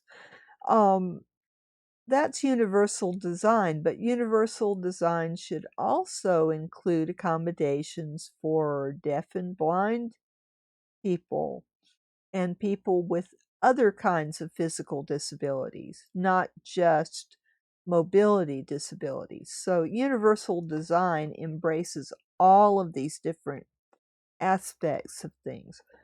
So, and it ultimately benefits all students. So I'm a fan of universal design. I think every campus should be designed on that basis, so that if you've got a student with a temporary disability, everybody's on crutches sometimes if they're active in sports. So, you know, having universal design principles in effect, I think ADA should require it. I really do, for every building on every campus. They should either have it built from the ground up for universal design, or they should add technology to older buildings to make it work for universal design. Definitely. Participants talked about how they wished faculty would take the time to get to know them, understand how they learn, and what they needed to be successful. Knowing one's student audience can help a faculty member bring cultural examples and perspectives into the classroom to which students can relate. I agree with that.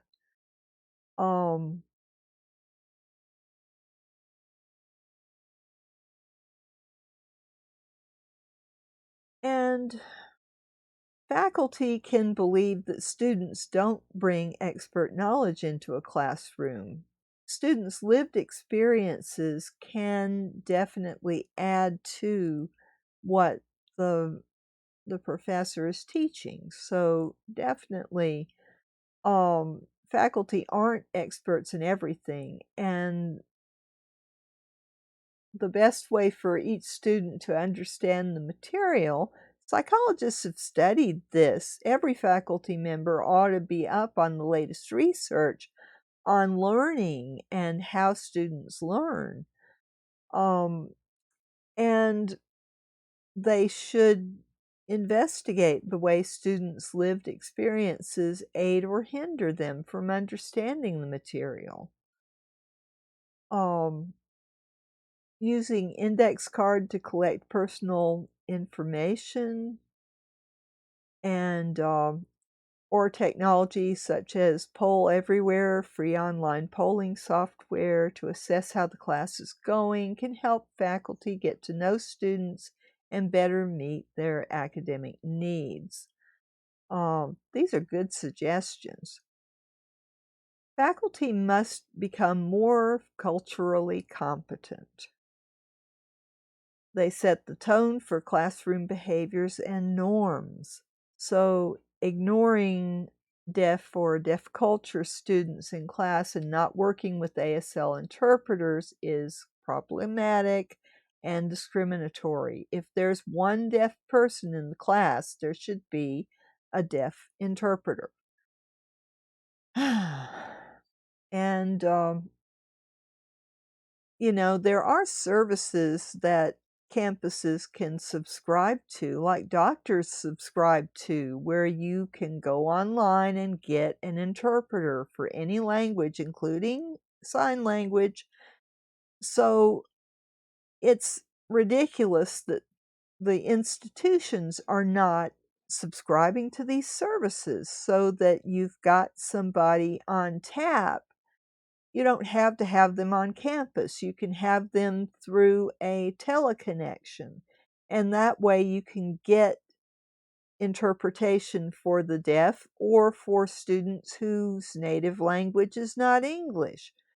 We need these things in all schools, not just institutions, but we need them in the public schools in this country as well. We need to accommodate people with disabilities. We also need to accommodate people who are learning English and English as a second language courses. Anyone who's got those courses should have access to an interpreter in their classes.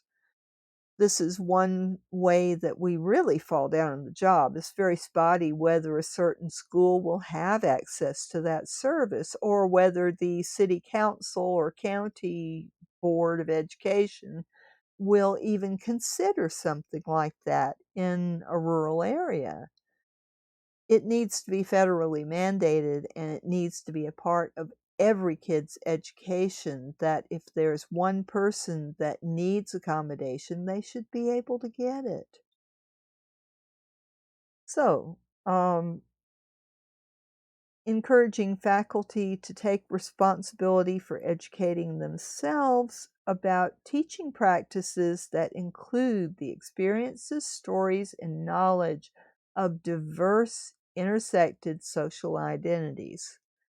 This is something we need in every public school also. We need to not be afraid of different points of view. We don't want to confuse young students, but on the other hand, we want to let them know that there are other viewpoints and give them points to discuss with their parents.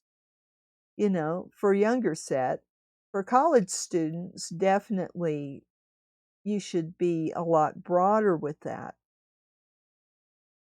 Even if teaching is 1/3 of the expectations of the position, it's still an expectation, and students are paying for a teacher to come to class well prepared. It means more than just reading the material. It means being thoughtful about classroom engagement, practicing universal design techniques to make the class accessible, and incorporating diverse ideas and perspectives. I can't agree with this more. You do have to be realistic about time, and most faculty are not trained teachers. It's true. That may sound ridiculous to you. If a teacher is going to teach in a public school in the United States, she has to have a 4-year degree in whatever education she's specializing in, and she has to have certain certifications. This is required. They actually have practicums where they take the student teacher into the classroom and have supervised experiences from a teacher with experience. So, yeah, we train our secondary school people, primary and secondary, so elementary school and high school. We train them very well. However, we don't have the involvement at that level with child psychologists, which is a crying shame, and we miss a lot of opportunities. So I would add that for college, because someone has an advisor, and that advisor kind of guides them in teaching a class, but they're really not taught as much about how to do school at the college level as your average school teacher is trained. So I think that needs to change. I think that every college should have a training method of how they expect their faculty to teach. And they also should require that they include diverse social ideas. So they're not leaving out anybody. There should be no minority left out. And this is a place where most institutions are falling down because they are not requiring their faculty to engage with every group that might be in their classroom. And I think it's a crying shame. It leaves a lot of room for bias and discrimination right there in the classroom.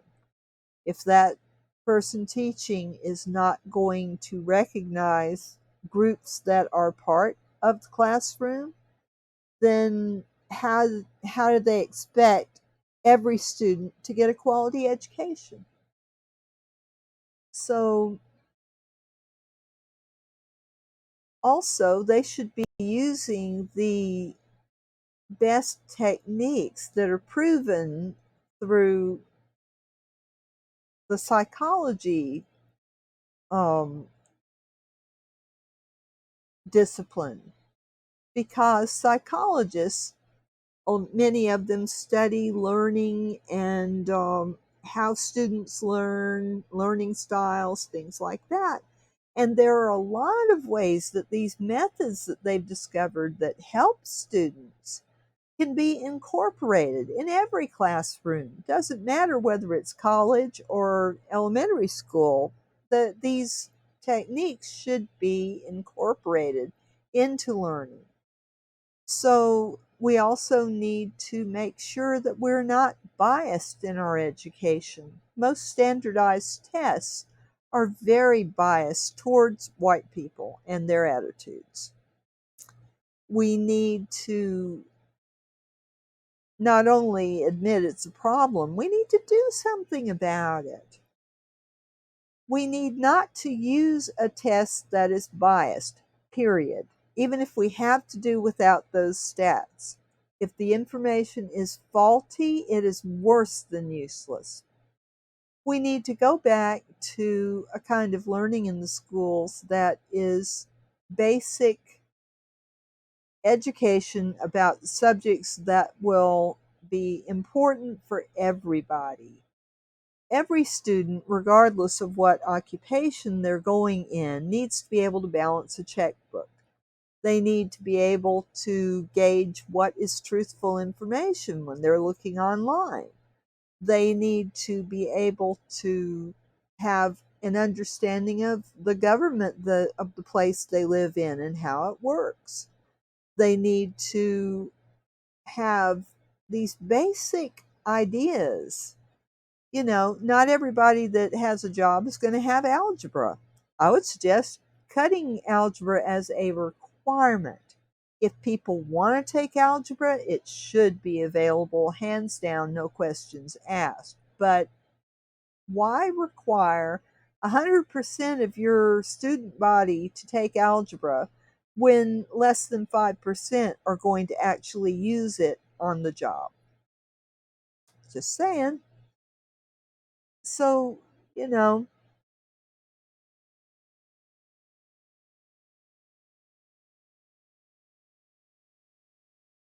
and this proposition is very interesting, that faculty create an intersectionality chart that lists social identity groups horizontally along the top and each class session vertically down the side.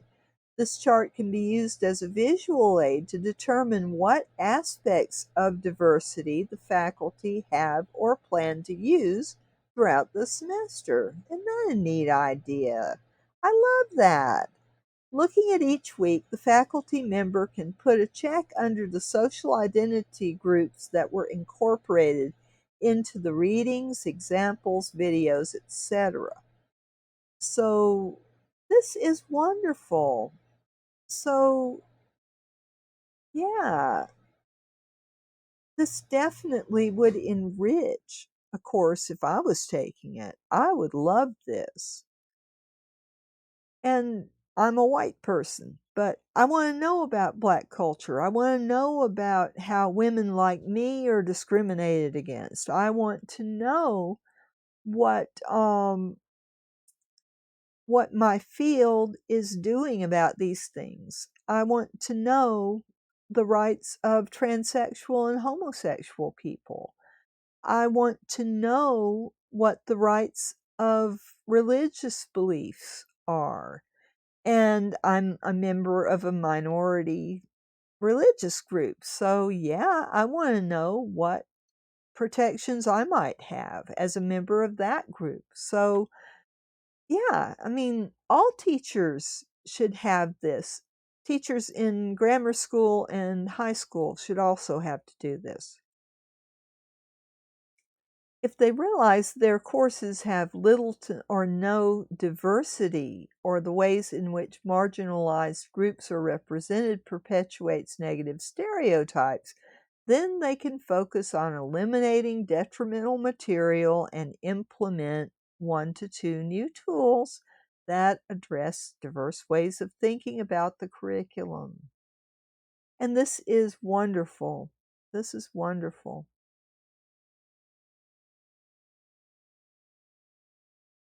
Yeah.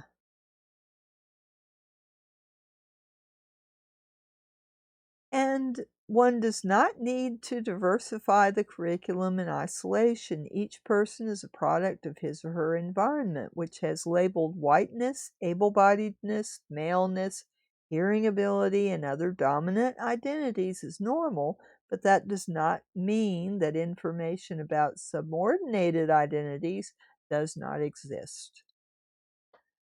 So this is wonderful. I wish that every college professor would have to read this little bit of this dissertation.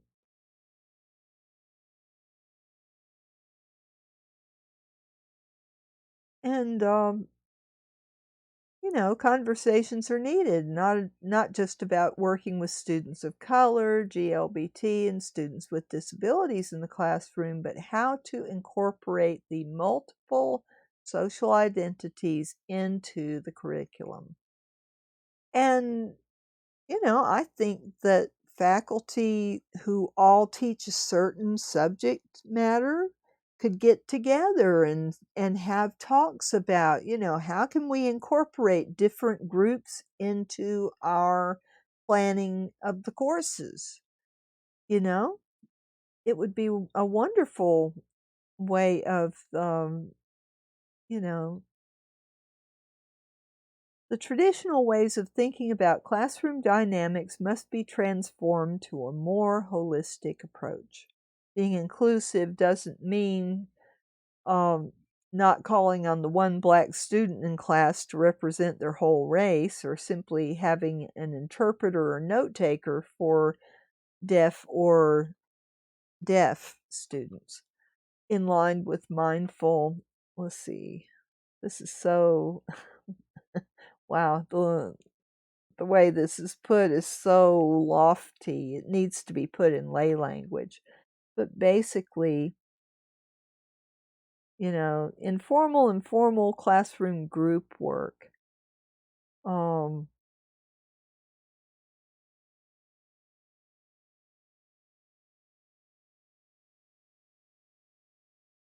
Faculty cannot assume that students know how to equitably work in academic groups.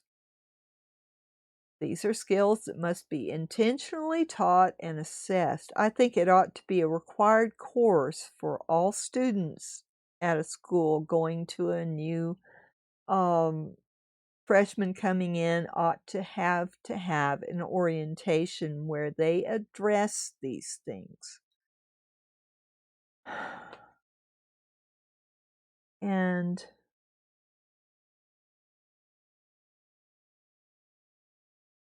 the faculty members should walk around the room checking in on groups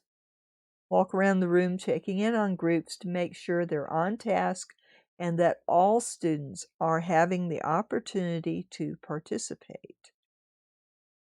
And faculty could facilitate a dialogue on what it means to work in groups, but I think that ought to be done at the institution level first, so that the faculty is just reinforcing what the whole school was taught. It would make the load on the faculty member a lot less. So faculty should create diverse groups, and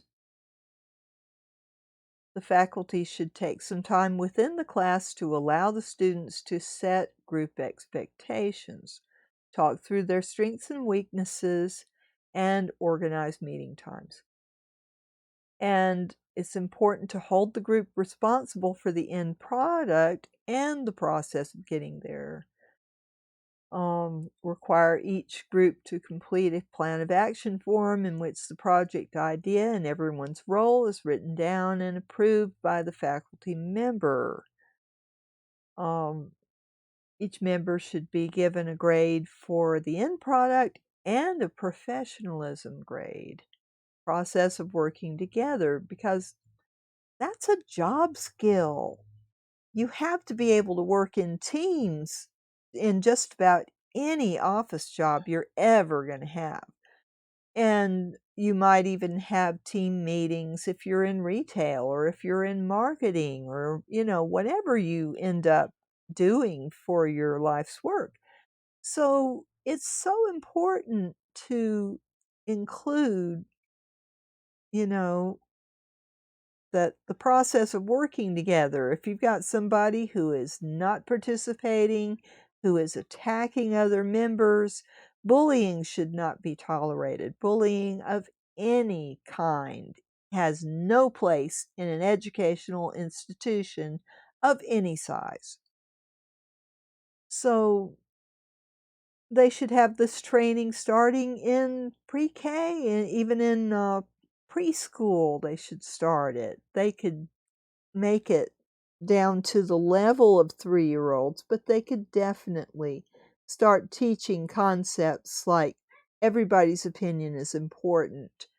Everybody should have a turn. Everybody should wait for their turn. Just basic stuff like that. We need to concentrate more on socialization in the earlier grades than we do. Book learning is great, but before age 10, you're just repeating the same stuff. They're not going to remember much of it, and you have to go over the same thing year after year for 6 weeks as review. I'm talking about grammar school and high school. Why can't you have emphasis for younger children on socialization, which any child psychologist will tell you that is what they need to be working on. Socialization, because we are social animals and we need each other. We need to learn to get along with each other before we start on the hard schooling and, rote memorization and all that. But that's not what this paper is saying, but that's my definite opinion. And a lot of the things in this paper could be applied to any grade level. And the quality of the feedback they give to each other. Each person should share one positive and one constructive feedback statement with each group member. Having this level of accountability can communicate the importance of everyone contributing in group work, and that the process and the product are both essential in the learning process. So they need to be more inclusive. They need to be able to focus on positive aspects of other culture. In chemistry classes, they could add famous Black, deaf, or deaf people and add other cultures, Latinos, Asians. It makes students feel more motivated because they can identify with the material. How much more attention I paid to my history classes when I started doing genealogy as a hobby. At 14, I started gathering family information, and all of a sudden I was laser focused on any historical event that I had relatives that I knew lived through that. So that personal connection can make so much of a difference to a person. And so it's important that when you're learning about any subject matter, you need to be able to learn about somebody who looks like you know, or who has a disability that you've got, or, to, because it can seem like your group is invisible. And we want to make every group visible. So they should be prepared to give the greatest amount of access and opportunity as possible to deaf students. They should think about that in their curriculum and not assume that everyone's equal and everyone comes from the same background.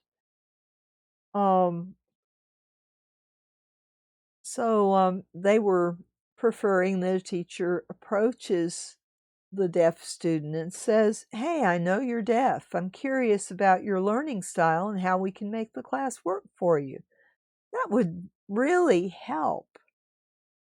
Have a dialogue and then follow up with the students later to reassure them. Check in and make sure that things are going well. Maybe show an example of an assignment. Yeah.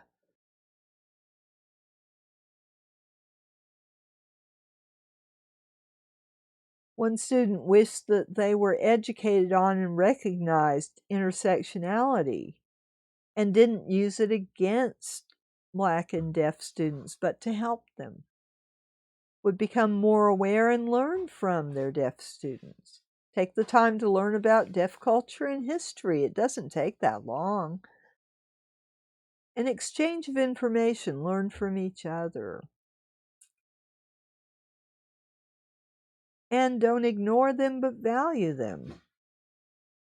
You never know if they could become successful students. Don't discriminate against them because they're Black. Everyone should be treated the same, regardless of their Black, white, Mexican. Everyone should be treated fairly.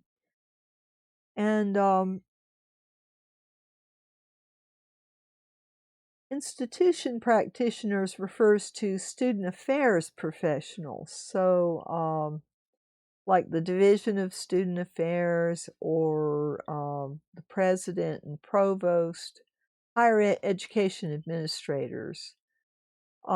They need to be creating policies that are friendly to minority groups.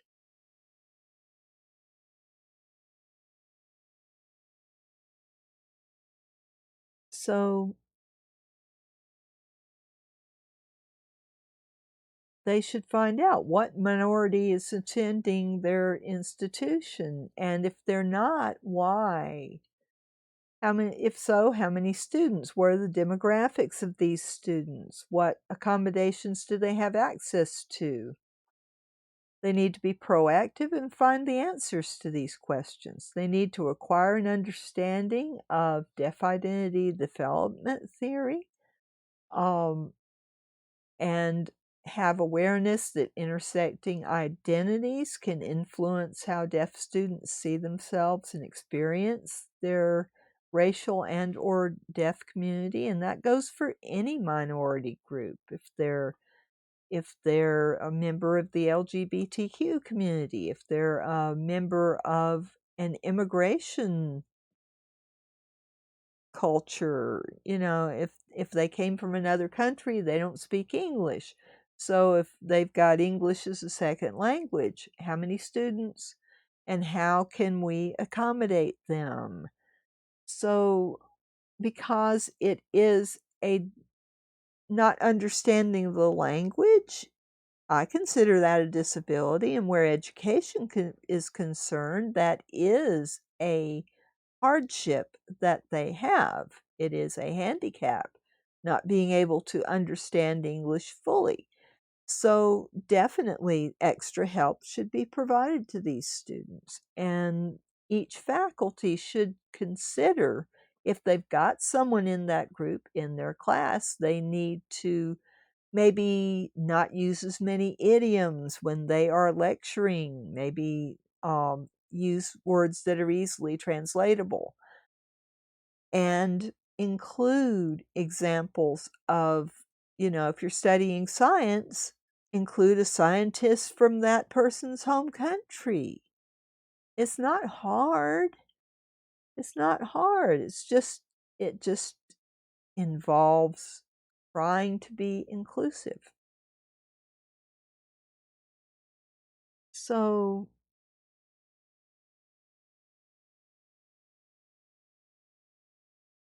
definitely if they've got a subgroup of a culture, Black deaf students, then they should work really hard to find examples of people who were Black and deaf who contributed in whatever field they're teaching. And then the third recommendation focuses on student affairs preparations program and professional development. They have to be sensitive to diverse needs and the ways that they respond to racist and oddist incidents, any incident that discriminates against a particular group. They need to, go beyond just talking about diversity. They need to include more self-reflection and bias-related incident response training. Equality, diversity, and inclusion is a competency area within the Student Affairs Practitioner's Professional Competency Handbook. I didn't know there was such a thing. The ability to demonstrate effectiveness in responding to acts of hatred or intolerance is not expected at a basic level, but rather than at an advanced level. And I think it should be a basic thing, don't you?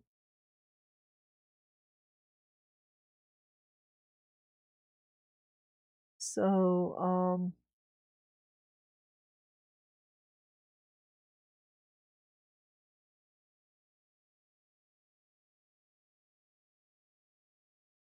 when institutions have professional development trainings, they need to have, awareness of bias-related response and personal reflection and practice. Practice is crucial.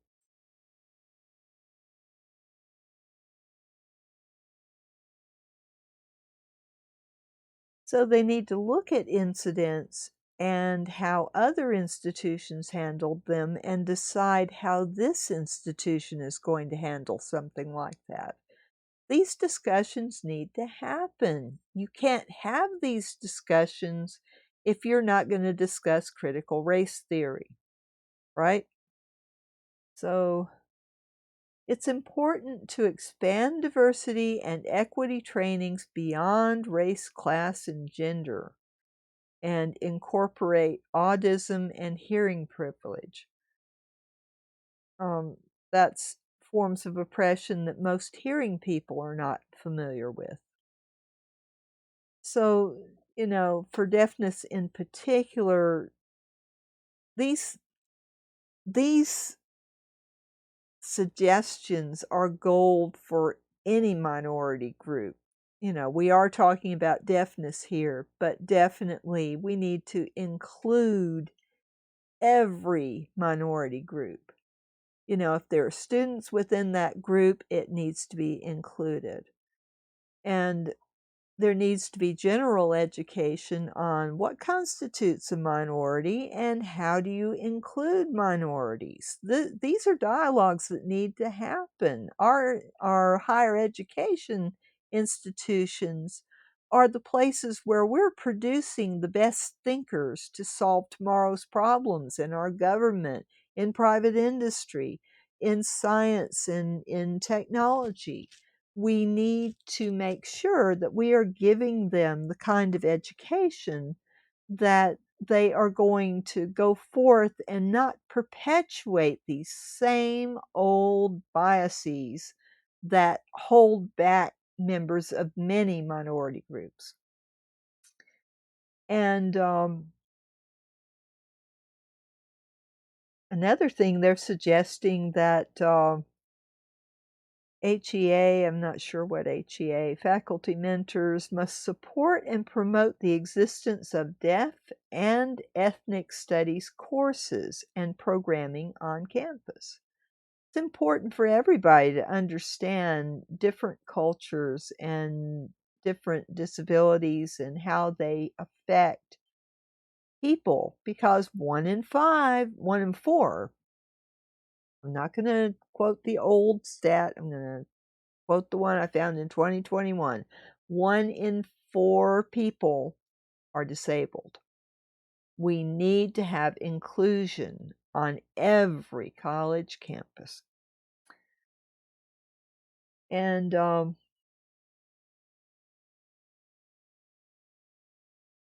I think it should be required in every college curriculum that there be a class on diversity and inclusion. And that way you could talk about all the different types of cultures, disabilities, sexual orientations, and all of the things that are being left out of conversations every day, you know? So, participants talked about taking Deaf and Black Studies classes. Through these experiences, they learned more about Deaf and Black history, culture, ASL skills, and the oppression of Black and deaf or deaf people, all of which helped build their aspirational, linguistic, and resistant capital. In other words, it helped them know what to say to people who had backwards attitudes. Yeah. It studies that, okay, institutional higher-ups need to begin to think about how their programming, mentoring, and student involvement activities develop or continue to help Black and deaf students gain an understanding of how to respond to people who react negatively to them. Creating inclusive campus cultures, politics, and opportunities are changes that happen over time and cannot begin after Black and deaf or any diverse group of students arrive. Current student spaces must be made more inclusive and considerate of intersecting identities. They should have resources for deaf women in the Women's Center, purchase books on minoritized deaf people for the Multicultural Center library, highlight famous deaf people within Ethnic Month celebrations, and invite a deaf queer speaker for the National Coming Out Week. The purpose of such activities is to make the current spaces more deaf-friendly and intersectional. So, more students should be encouraged to be a part of mentoring programs and more intentionally shown what support services are available to them on campus. And in the beginning of the school year, there need to be more opportunities for deaf students of color to come together, to socialize, or to do something together. Yeah, I mean, you should have it for every group, every subgroup. You should have a way that people can connect who are members of groups who might never meet on a big campus. So,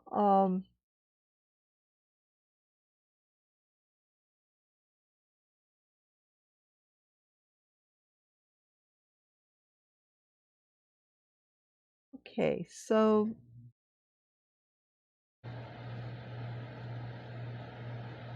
and these folks in the study, here's what they said. Words of warning to future Black and deaf students. Stay away from drugs and drinking. Some people will be into the party lifestyle, but you can't follow them.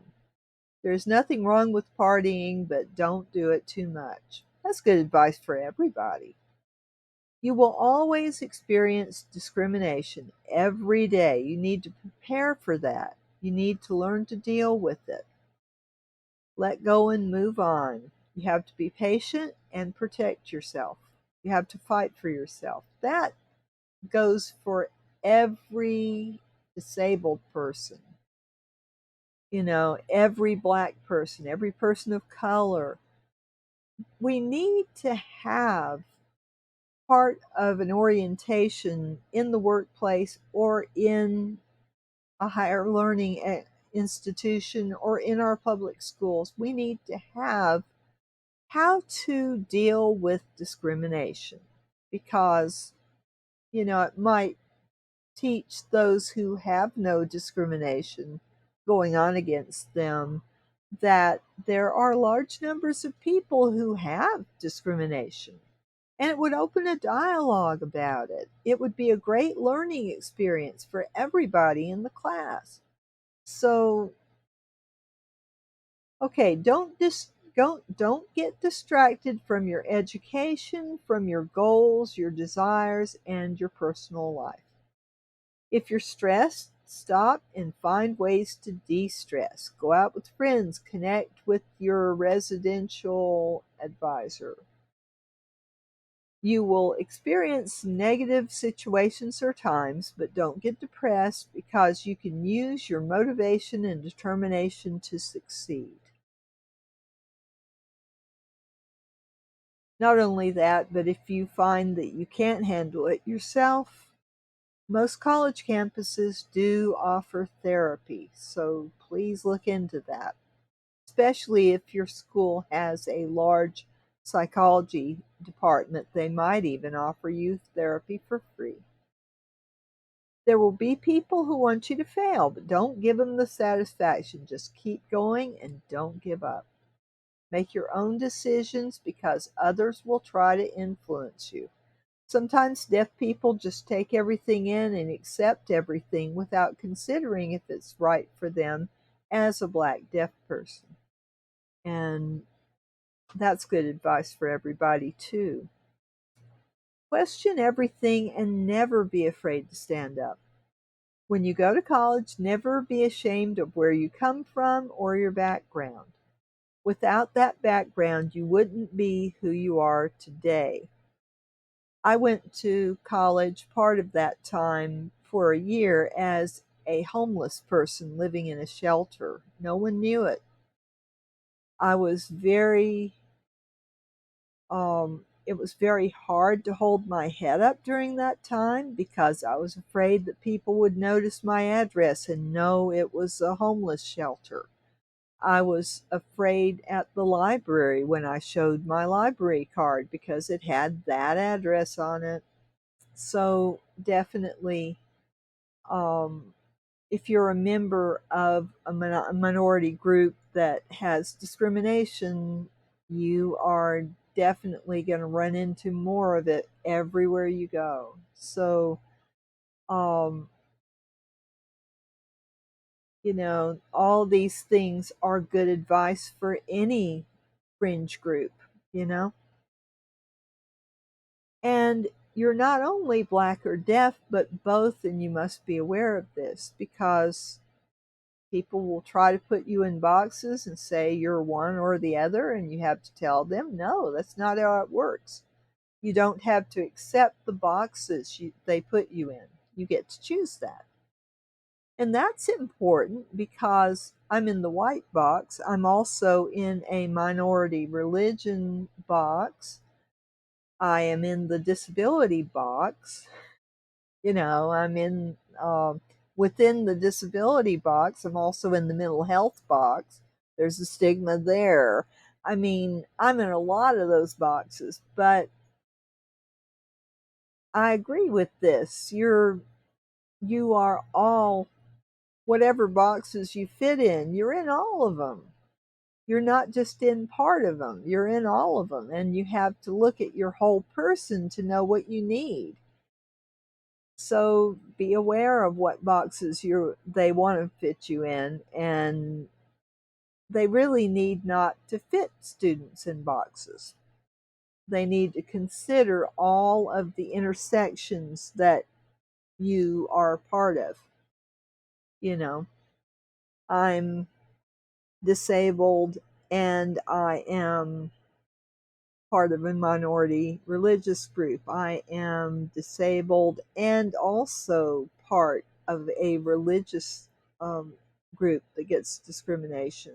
I am part, you know, all of these different intersections are part of you, and you should be considered part of all of them instead of put in one above the others. And advice on succeeding. Here's what those students had to say. Communication and access can be hard, but just keep going, just try, and it will be fine. A lot of times, as a human being, we think that situations that are new are going to be worse than they actually are after we're into it and experience it. So you can be scared if you're going into a situation where, oh, I've got ADD, I'm not so sure I can really concentrate and take good notes. And I had worries about that. Also, I was an older student for a lot of my education, and I was afraid that being older, I wouldn't retain the material as well because I am older, I'm not fresh out of school, and I'm not practiced and all that. And I found that a lot of times an older student compensates with just the wealth of experience that you have compared to new students. You take it more seriously because your job depends on this degree or whatever. So you're not as prone to be a partier or goof off. You tend to be more focused and compensates for the not being fresh out of school. So um, don't stress too much about the small things. Just take one day at a time and stay organized. And, you know, just keep going, just try, and it'll be fine. That applies to every problem.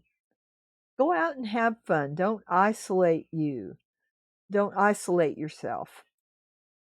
If you do, you won't learn about the world around you. There's a lot more out there than your dorm life. Now, I never had dorm life, but I definitely, being a commuter student, it was harder to keep connected to my campus when I was at Georgia State University.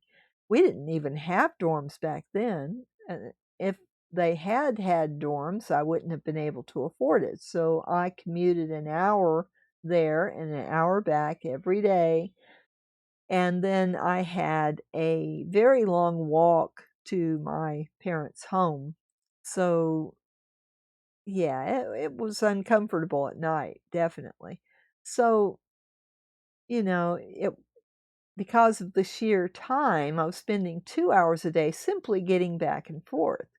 So, if I had an activity that I wanted to go to on the weekend, the buses don't run as often, and I had to, it was a little more juggling and planning for everything like that. So I didn't get back down to campus for those weekend activities a lot. But when I did, it was really nice to be part of groups, and it really helped me come out of my shell some because as a new college student, I was definitely in the shell. So getting around other students is so important for a disabled person. It's important for everybody, but especially if you're disabled. I was disabled and nobody knew it.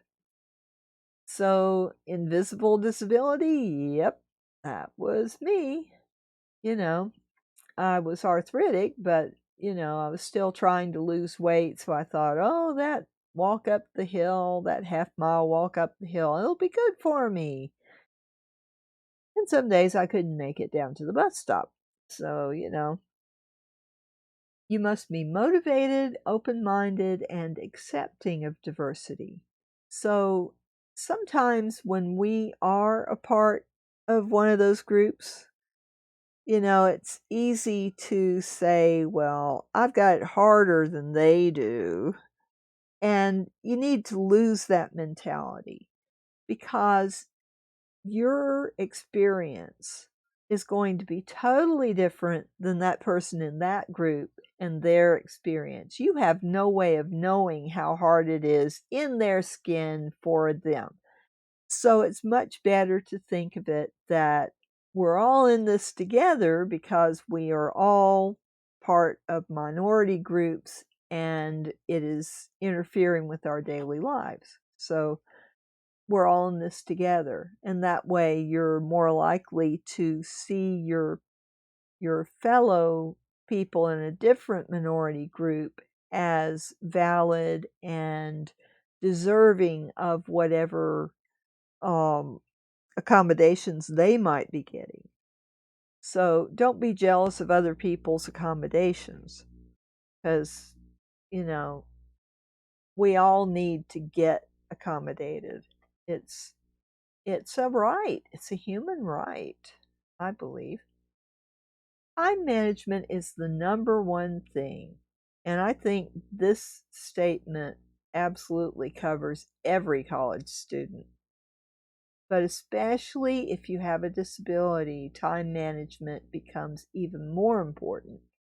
I was ADD all the way through college, and I didn't get any special accommodations because back then, ADD, you didn't get accommodations. It was later when ADA came along and you could get accommodations. And when it was new, I was kind of afraid to ask for accommodations because I was afraid that I was going to be ignored. I went to a large university that was very diverse, but not very handicapped friendly because there were not that many handicapped students. And I was having worsening disability, and it became too much of a struggle, and I had to quit.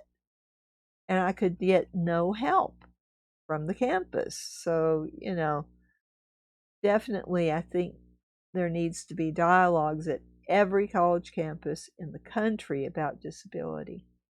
But time management, if it's important for normal people, it's twice as important for anybody with a disability.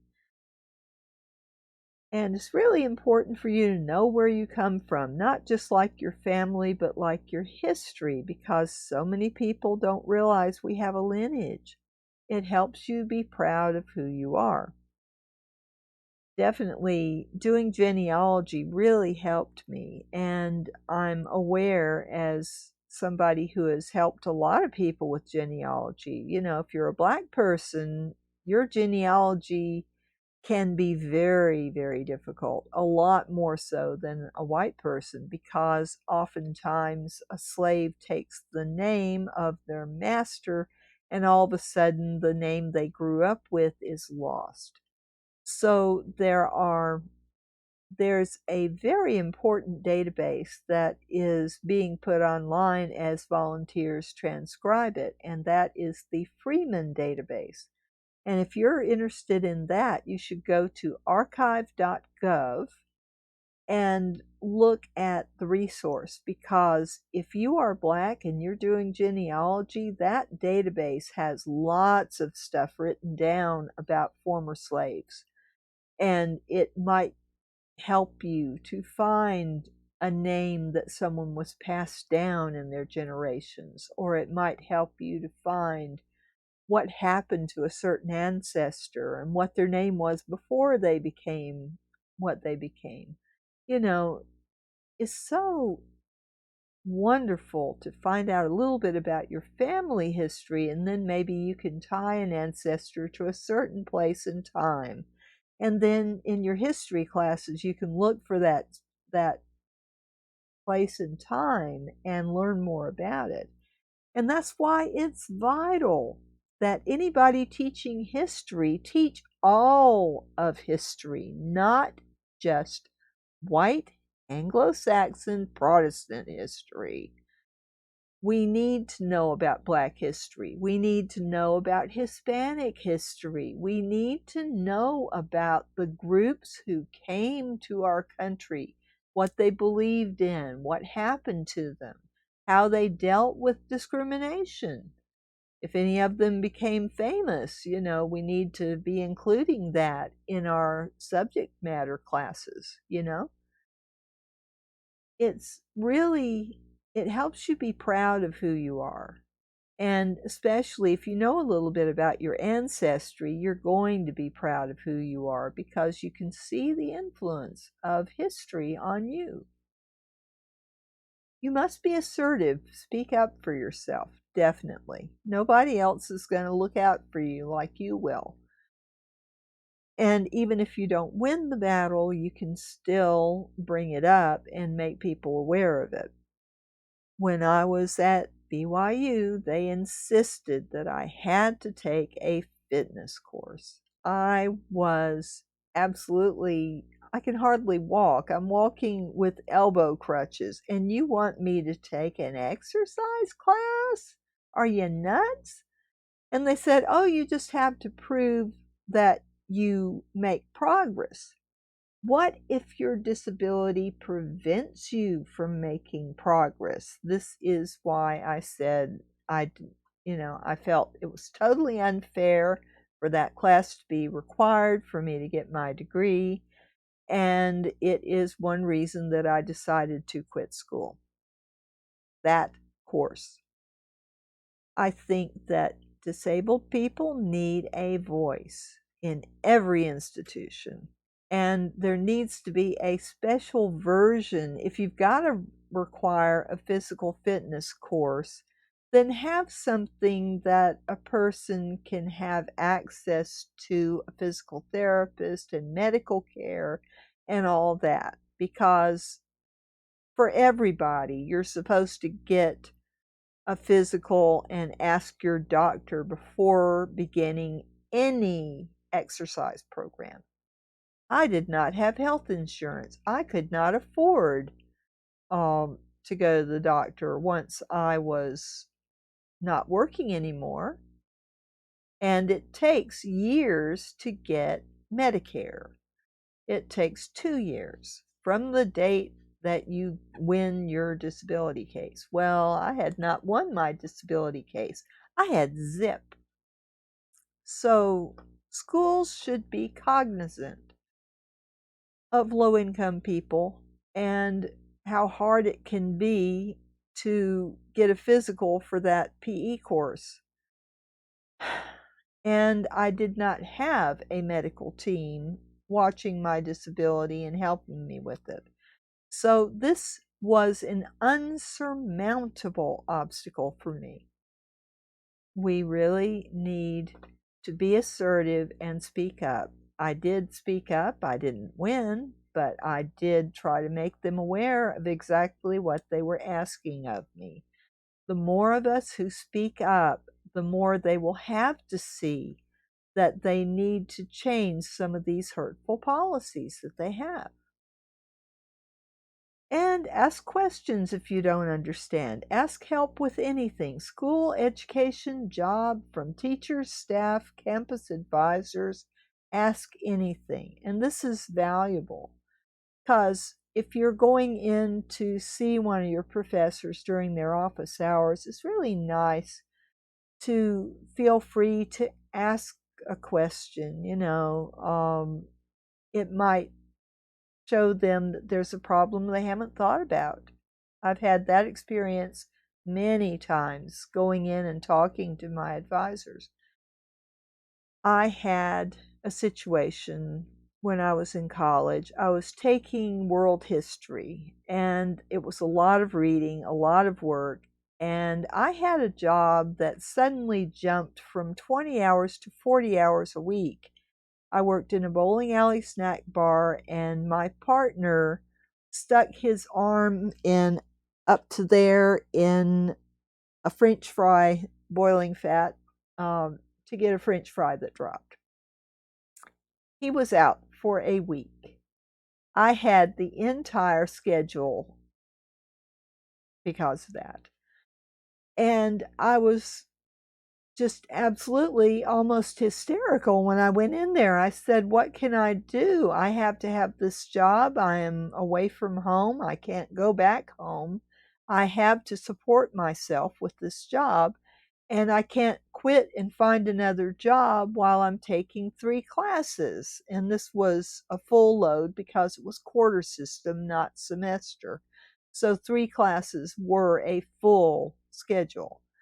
And I was going nuts. I was scared to death. I was going to fail the class. So I did go in with her and talk about it. And she says, I really don't know what you expect me to do.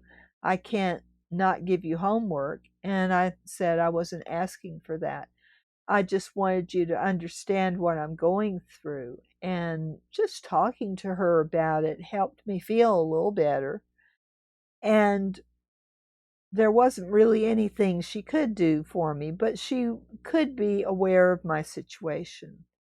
And, I don't know if it helped as far as the class. I ended up making a C, which was a great relief because if you made a C, you didn't have to pay back the Pell Grant. So I was very relieved.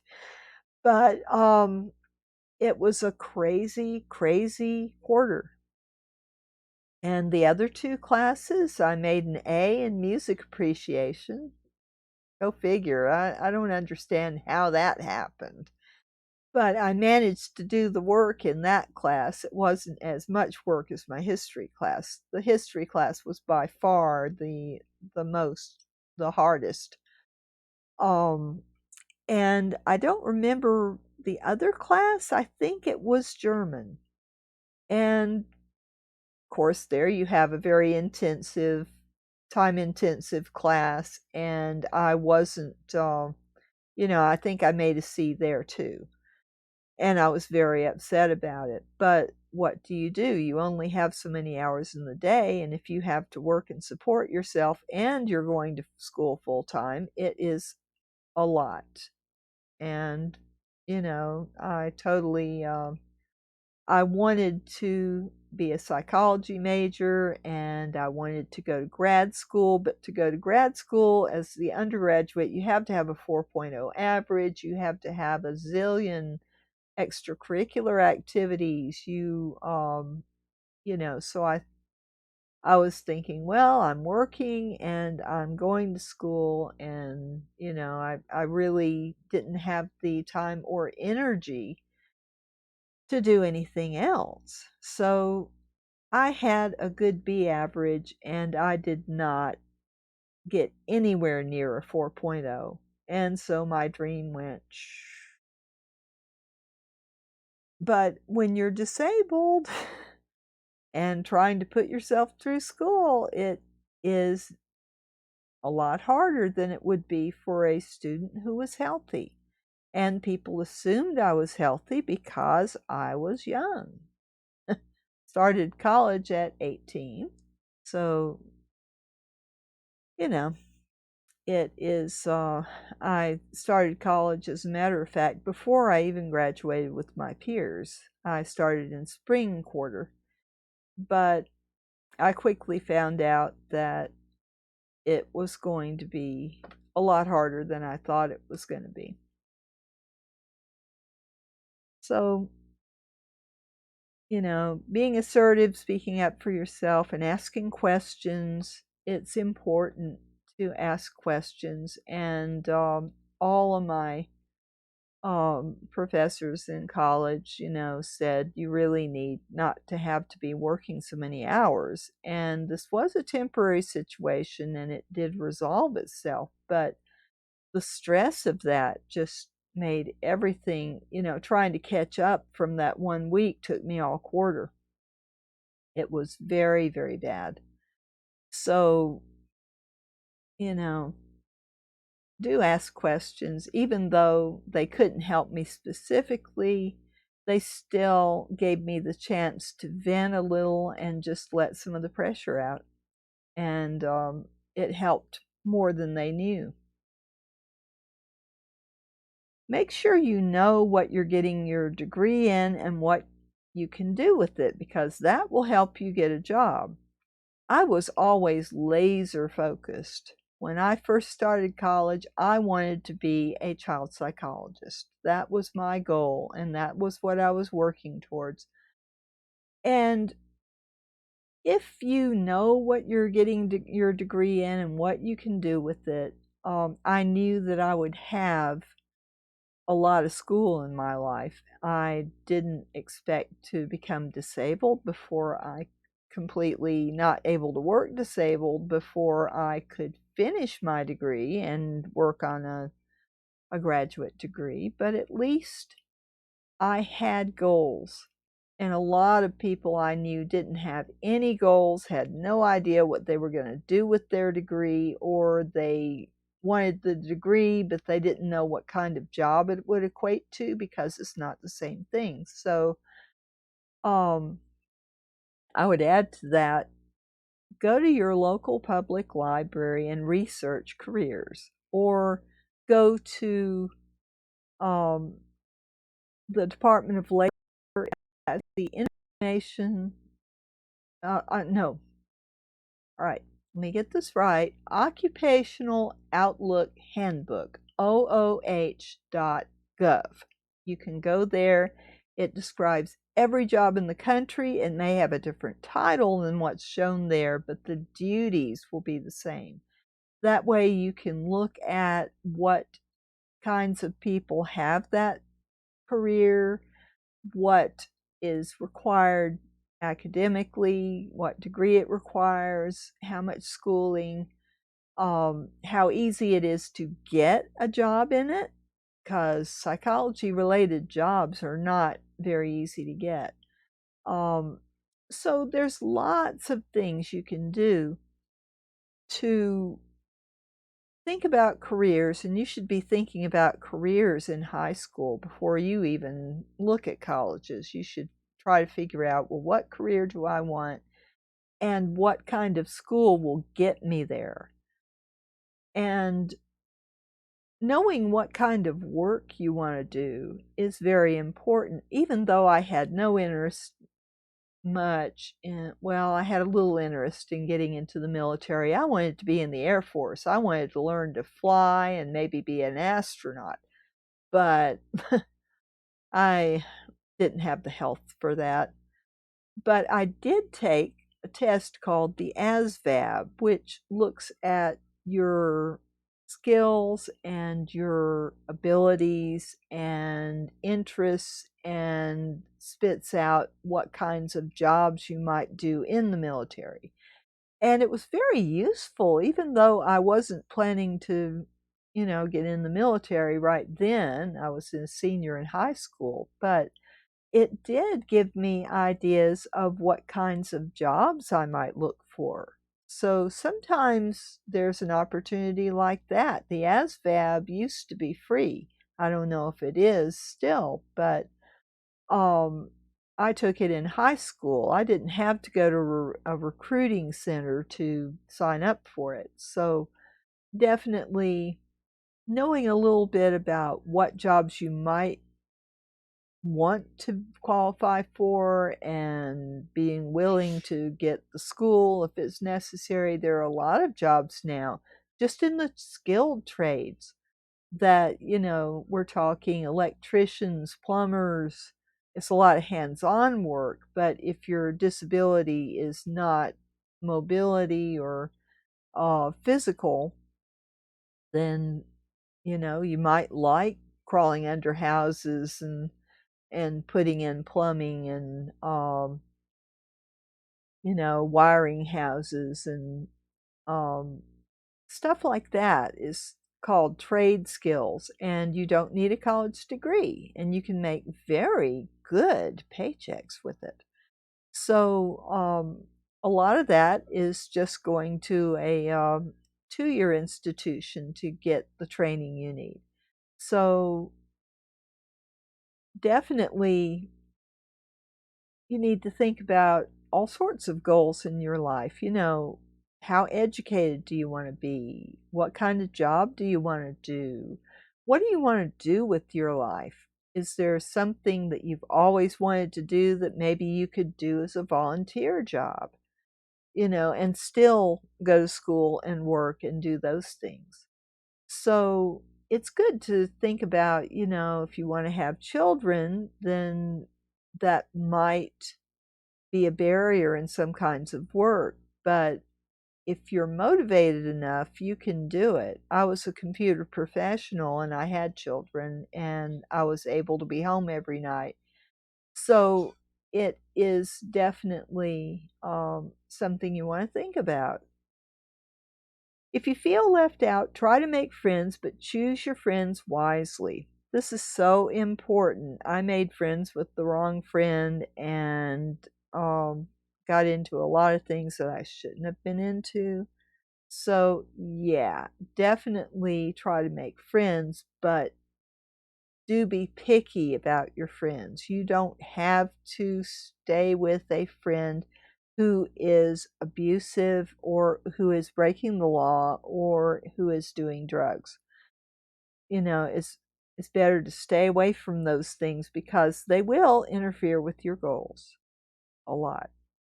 Grab every opportunity you can and be serious about your education. Don't waste time and money partying. I can't emphasize that enough. It is so important to be serious about your education because that's how you're going to support yourself. Hopefully you've got a job or a type of work in mind when you take your classes. And even the classes that don't contribute towards your job goal can enrich your life greatly. So, yeah, instead of wasting time and money partying, pick some electives that maybe you wouldn't pick, but if you're saving your money for that and not wasting it on partying, then you might be able to get some courses in that you really, really want just for enrichment, and it might grow into a hobby. Um, Even though you may be frustrated, don't give up and find your support systems. Very important. You can't do it alone. You need good friends who will listen to you, and you need, um, your family is not perfect, but maybe there's some members of your family that you can lean on. It's important to keep those family relationships going and don't give up on your family either. But you can't just depend on family. You've got to have some good friends, and it may take some searching and some finding some false friends before you find true friends that will listen to you if you're having problems and you listen to them. And it's got to be a two-way street. So build the support systems. Find one or two people you feel comfortable expressing yourself to. If you hold it in, you'll become more frustrated. Become involved, like in the Black Student Union, and do something for your community. And there are groups to be involved in at any college. If you don't find the one you want, create one. Be brave. There's probably other people that want to be in it too. So don't be afraid to create a new organization or tap into a national organization that doesn't have a chapter at your school. And that's probably the easiest way to start an organization. I never did that. I was scared. But if I had it to do all over again, I would be starting an organization for disabled people. There will be ups and downs on the journey, but find your goals and let it be your light. Yeah, goals are important, and it's important to make them measurable, achievable, realistic, and um, put a time limit on them. That's called the SMART way of goal setting, and it really is because you want to make your steps so tiny that you can do them easily. You'll do more of them if they're easy to do. So break a big project down into small bites and just work on it regularly, and keep it in a time frame so that you can get it done on time.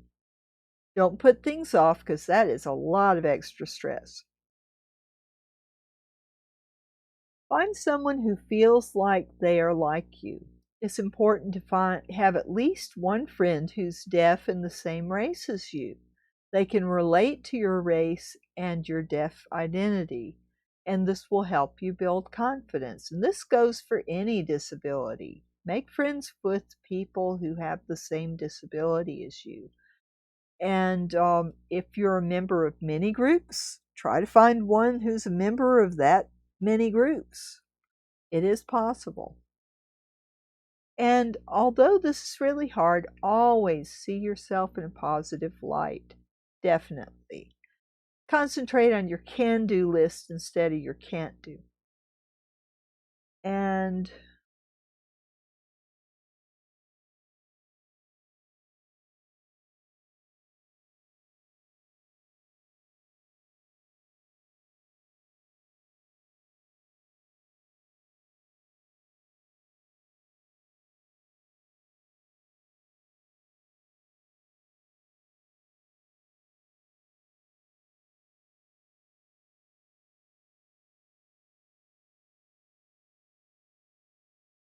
this is really neat. So,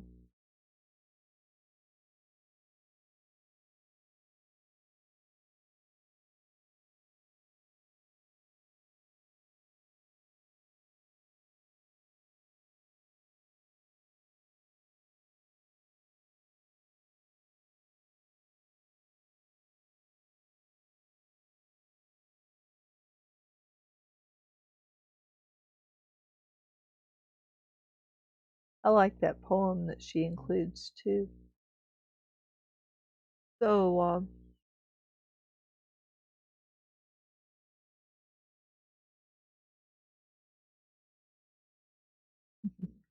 she talks about having that poem taped to her file cabinet. So,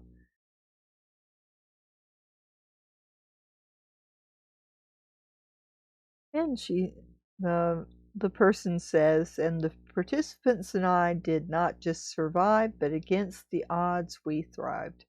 And that's really neat that the whole group in the study she was doing, it actually benefited all of them. So I'm going to put this in the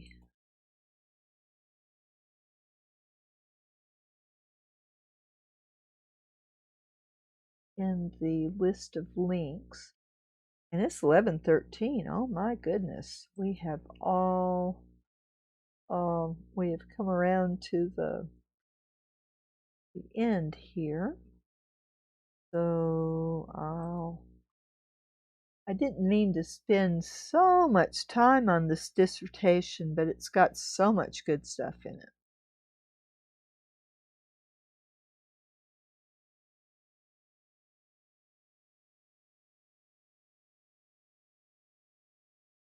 And here's the reference to for it.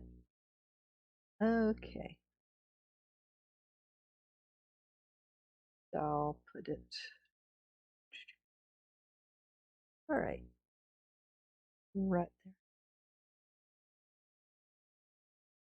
Oh, Mark Raven, I'm sorry I didn't see you. Oh, let's see here. Okay.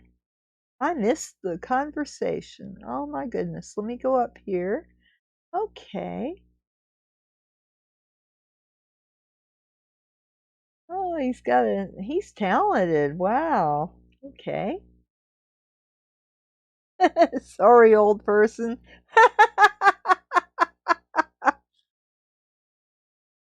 Okay.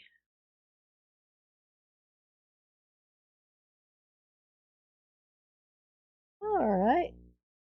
Well, sorry that I missed you, Mark Raven. I wish I'd been able to talk to you. But wow, that's a cool picture. Looks like a gecko.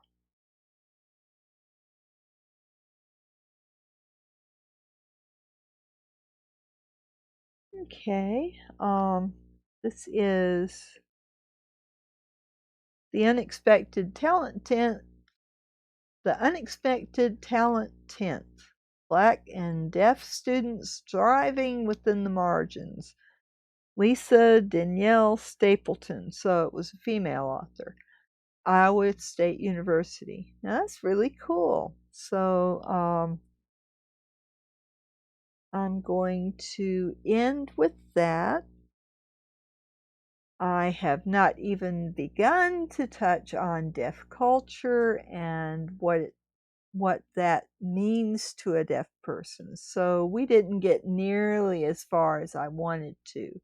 So in a future live stream, we will talk more about deaf culture and how that affects decisions about children and whether they get a cochlear implant or not, and even whether they get a hearing aid or not, depending on the parents' attitudes and how they grew up and how how important deaf culture is to them, and fears of maybe not being accepted if they have for the child, fears for the child not being accepted into deaf culture if there's interventions. So there's a whole bunch of ideas and um, definitely just all sorts of things. But definitely it's important to talk about subgroups within groups. And within deaf culture, Black and deaf people have a double whammy because not only do they have the persecution about being deaf, but they have the persecution of being a person with color.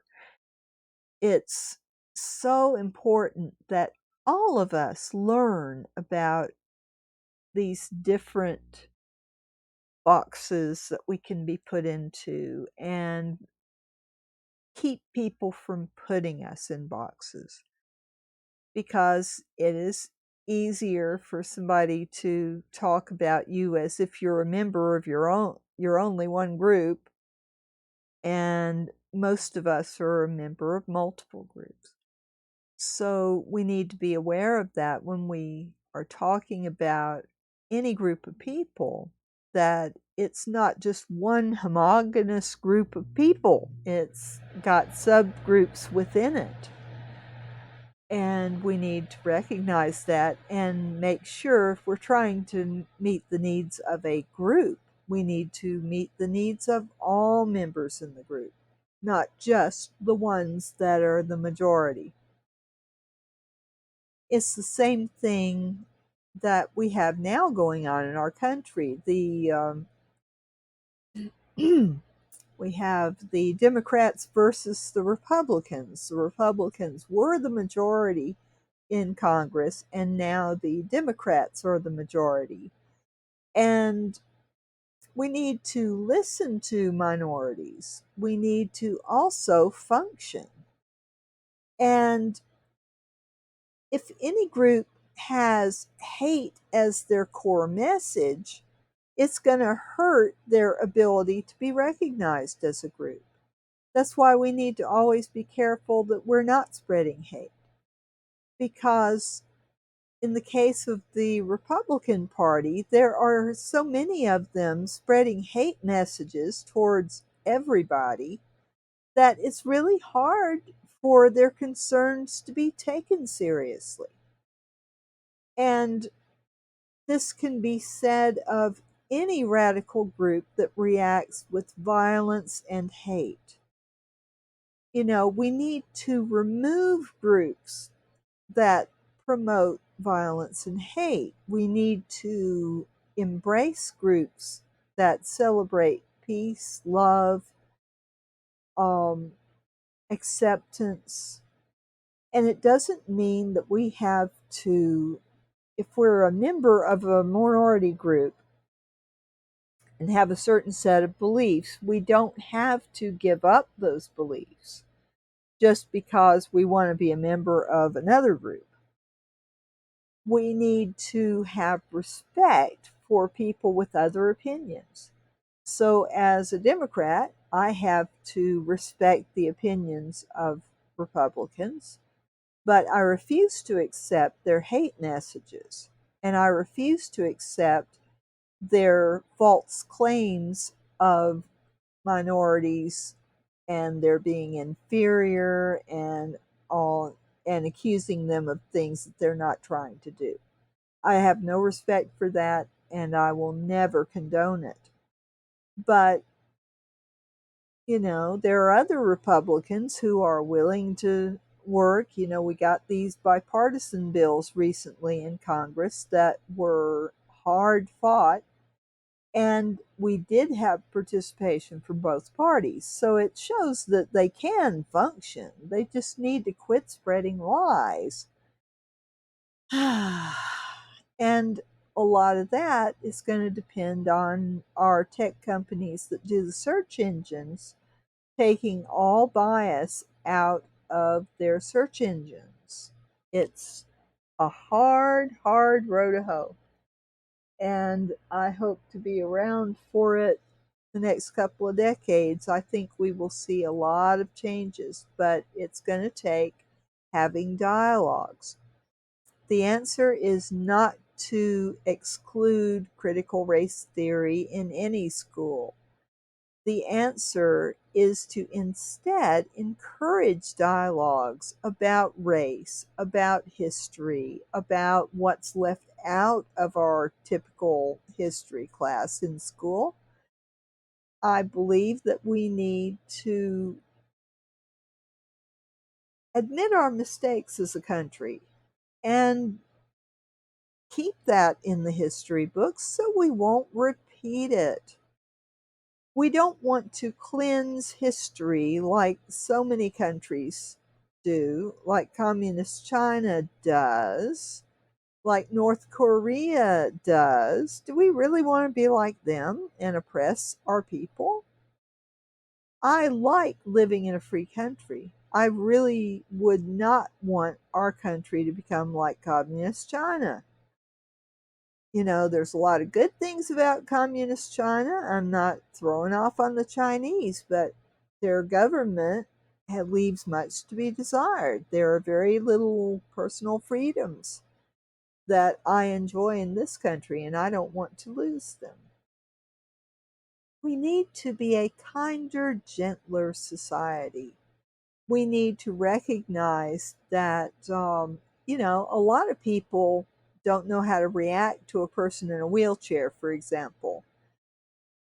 My church has some of the loveliest, most Christian people I know. They're really kind, they really are thoughtful, they are not overtly discriminatory against anybody, they're just full of love. Yet, I got a wheelchair. I went to church the first Sunday, and fully half of the people who knew me well and I would be talking to at length after church just walked past me like I wasn't there. They didn't even look at me. I don't know whether they were thinking, oh, she's trying to get attention and faking, I'm going to ignore that. Or maybe they had rigid views about, who deserves to be in a wheelchair. Or they just didn't know how to react to me. And, that's a human reaction when you see somebody in a different situation. Then it's a big difference. It's just a little bit of height, but it's a big difference when you are in a group. So I have read articles on what people report feeling when they see somebody in a wheelchair for the first time and they're used to that person being standing up. And there's a lot of this primal fear that it's catching. It's not contagious, folks. Just because I show up in a wheelchair doesn't mean that you're going to just want one and go get one and sit in it. I mean, no, it's ridiculous. The idea is ridiculous. But we have these irrational fears. And So I've noticed the exclusion when I bring my wheelchair, and that's why if I can possibly manage it, I go in my walker instead of my wheelchair. But it's really hard for me to enjoy anything social if I take my walker because the physical effort is too much. So if I want to go someplace and enjoy an activity, I pretty much have to be in my wheelchair. And there are those who believe that, well, if you can stand up, you don't belong in a wheelchair. Are they a medical person? No. Do they have a relative with a physical weakness problem? Probably not. They may have a friend who got a spinal injury, and a lot of those folks are able to stay athletic with what parts of their body that are not paralyzed, and they are often able to form wheelchair basketball teams or do adapted sports. And because they were pretty athletic maybe before they got their injury, a lot of people who are very physically active, it is a risk. But that's 75% of people in wheelchairs. The other 25% might be somebody like me. I have peripheral neuropathy and I have fibromyalgia, which adds up to a lot of pain. And my energy level just goes quickly. I don't have a lot of energy and I have to conserve what I have. So oftentimes, if I choose to take my wheelchair instead of my walker, I can make it through whatever I'm trying to make it through, whether it's a doctor visit or whatever. So, usually when I go in to get my allergy shots, that's fairly quick, straightforward. It's on the ground floor. I don't have to walk a long way. So most of the time I go with my walker, but I have had to go, like last week, I went in my wheelchair, and this week I probably will too, because I've been feeling pretty crummy and weak this week. So it's nice to allow a disabled person the choice to use whatever part of disability equipment that they feel like using on that particular day if they do have a choice. And choice among disability equipment, this is not a concept that most normal people are familiar with. So, we're talking deafness, deaf community and culture and all of that. And by giving examples from my mobility disabled life, I'm trying to bring home the point that it's important to get to know somebody, get to know what their disability is, get to know how they want it dealt with, because it's up to the person whether they decide if they're deaf, if they decide if they've got some hearing, if they want to do the hearing aid stuff, or if it makes it harder for them to deal with their disability, because there's a lot of range in there. A lot of range for either using a hearing aid and it helps a lot, or trying to use a hearing aid and it really just increases noise and you don't get any understanding out of that noise. So it's important to let a disabled person handle their disability in the way that they think best. Ultimately, the disabled person has to live in this body and deal with this disability, and it is not your job as not a professional, not anybody but a layperson, to come in and say, oh, well, you should have a cochlear implant and then you wouldn't be deaf anymore. It's not that easy, and a lot of deaf people don't want that. It shouldn't be forced on them. If they want to continue to live the way that they've lived all their life and have enjoyed all of their life because deaf culture is definitely a pleasant thing for them. Would we want to take them away from that? Because there have been cases that somebody gets a cochlear implant and they can't enjoy the deaf culture as they did. Maybe they're distracted by this noise in their ears that maybe it doesn't improve their ability to hear words. Maybe it just gives them a bunch of noise to distract them from their signing and being able to participate in the community. It's not a perfected thing. And even years from now, when maybe it is a perfected thing, there will still be some deaf people that choose not to do it. And they need to be allowed to make that choice and supported in that choice because deaf culture is important. And as hearing people, don't have a deaf culture, so because we can hear, so we don't understand what camaraderie develops in those deaf culture communities. And so we need to understand that whether or not a deaf person that we know is deaf with little d or deaf with a capital D, meaning that they're a member of their deaf community, we do not get to decide which community they are in. It is our job as hearing people to understand that there are differences and accept the differences that that particular deaf person that we know uses, or the way they cope with their disability individually is up to them. We need to support them, whatever their choice may be. And it's not a choice to be deaf or not. I'm not saying that it is, but how you deal with your disability is a choice.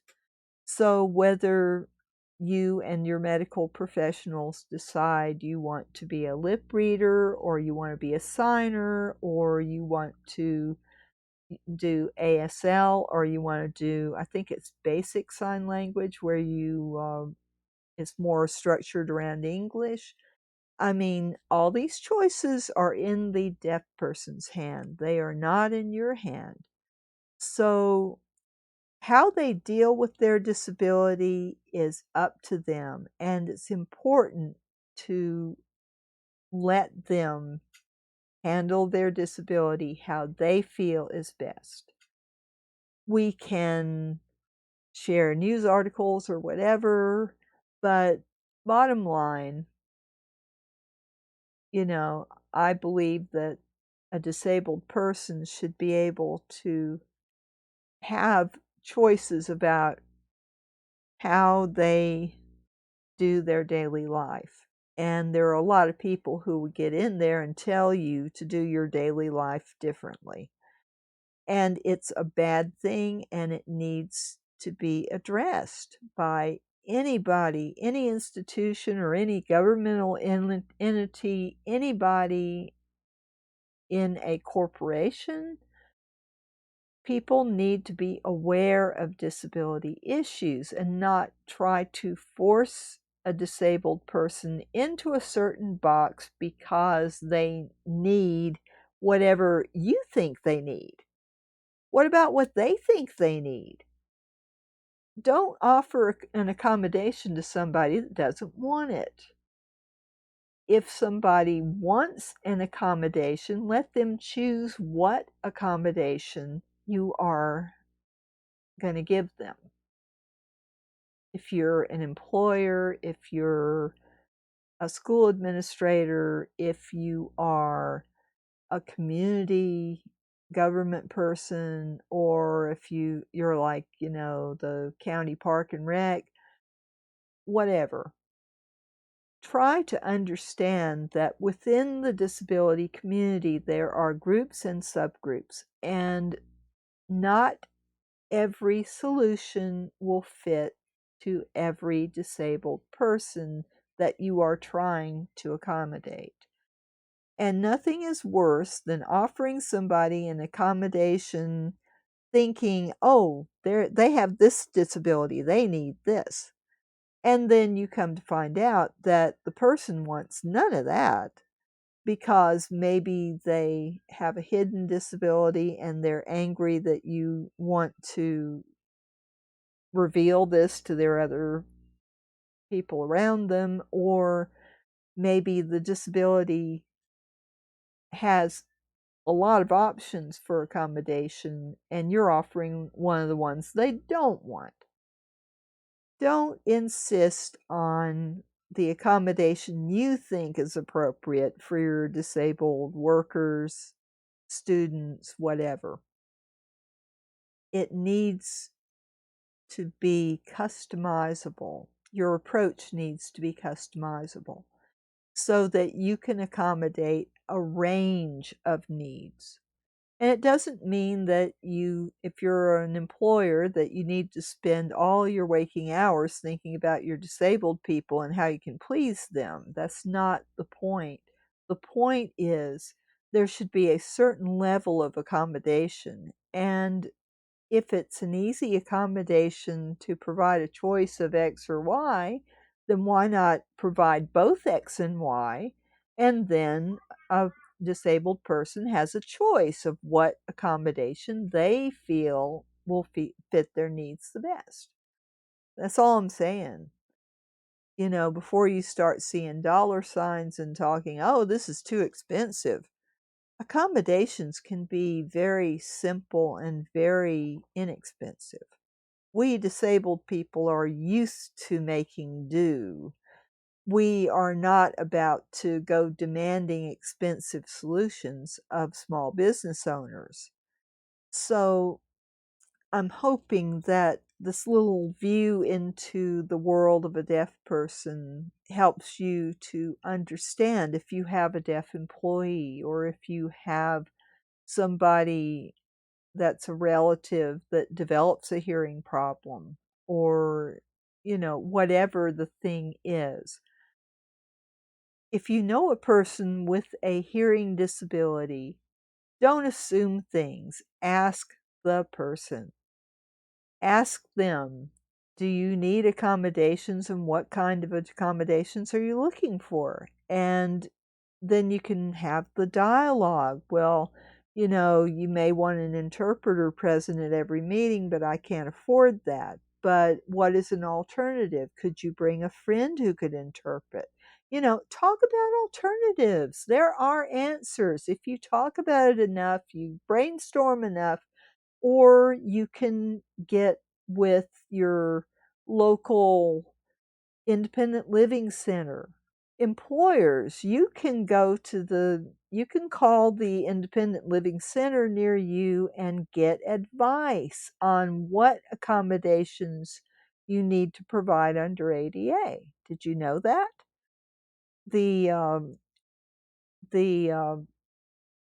independent living centers are government agencies that hire disabled people. So they understand what disabled people need and what they're going through. They can come out to your business and evaluate it and tell you, okay, you might not want to have that throw rug there where people need to walk. You might want a different kind of floor mat, or you might need a little ramp here. That's a step. It's only an inch, but it's going to stop a wheelchair. So, and it can be as simple as a little wooden ramp. You don't have to spend thousands of dollars making your business accessible. All you need to do is talk to somebody who's an expert at this, and they've advised a lot of businesses how to be more accessible without having to spend huge amounts of money, because ADA talks about reasonable accommodations, okay? It's not talking about remodeling your building and all you're seeing is dollar signs. It can be as simple as a little bitty ramp that won't cost you much and will make your business more accessible to the handicapped. You might want a different kind of door closer for your mobility impaired patrons. And that wouldn't be a great outlay of expense, just replacing your door closer. That, they're like $5. That's not a big deal.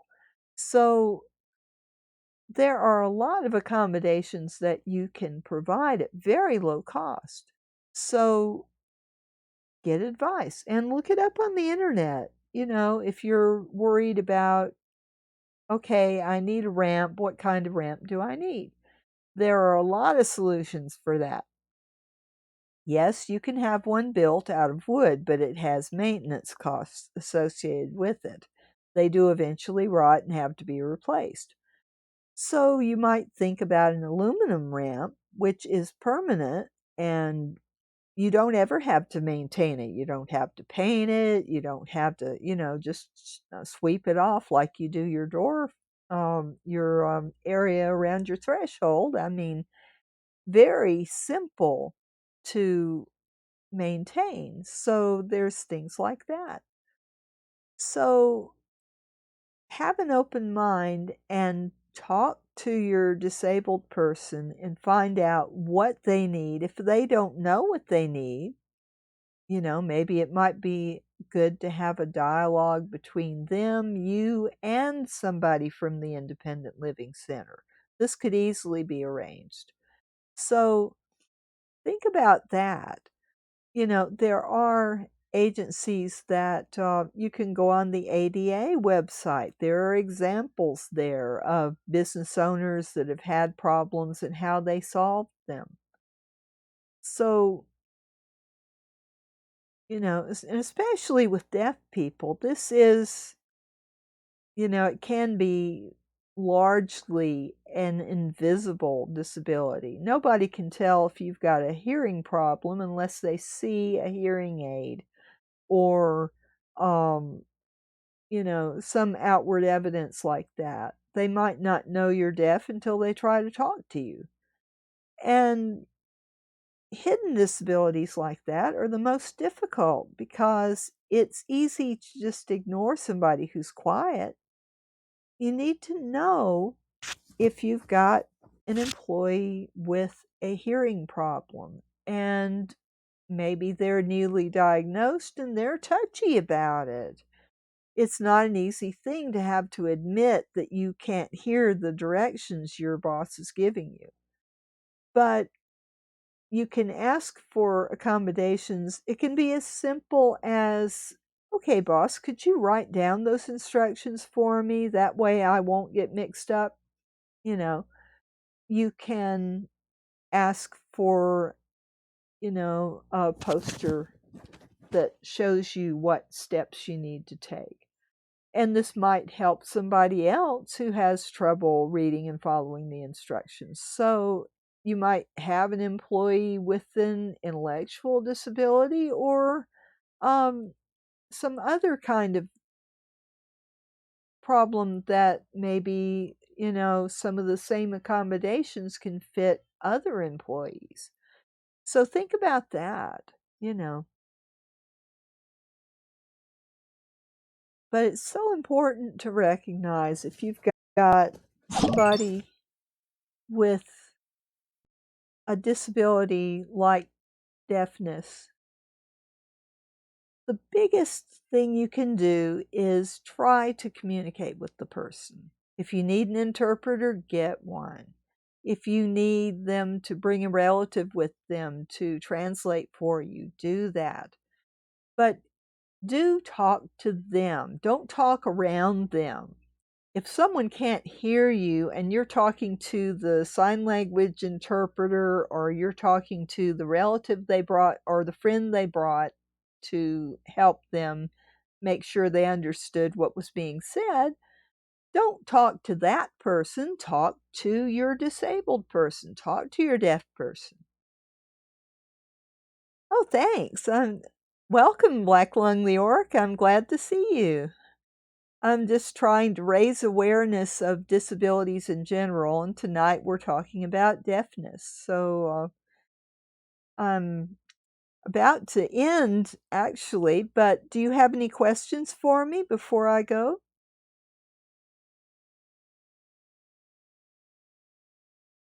But, generally about disabilities, it's good to ask the person who's disabled and don't talk around them. Even if they're unable to talk and answer you, it's still just kindness to look them in the eye and talk to them, not around them. Even if they're blind, they can hear where your voice is coming from.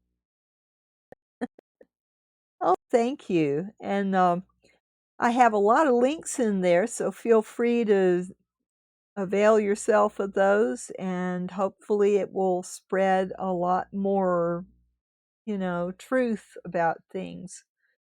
As a disabled person myself, I found that when I was looking on Twitch for streams about disability, most of them were not family oriented. I'll put it that way. And so I thought I would start a stream to make sure that there's one stream out there that there's no bad language, so a parent can bring their disabled child, and I'm trying to build a community for people who care about disabled issues, whether they themselves are disabled or whether they know somebody or they've hired somebody or even they just have the interest. I don't feel particularly brave, but I feel like these things need to be talked about. You know, it's so important that we have dialogues.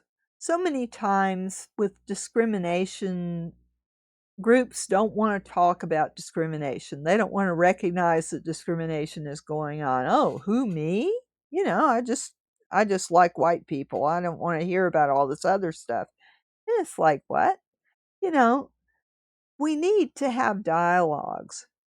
I'm a Democrat, and I talk to my Republican friends and I say, well, do you know any black people?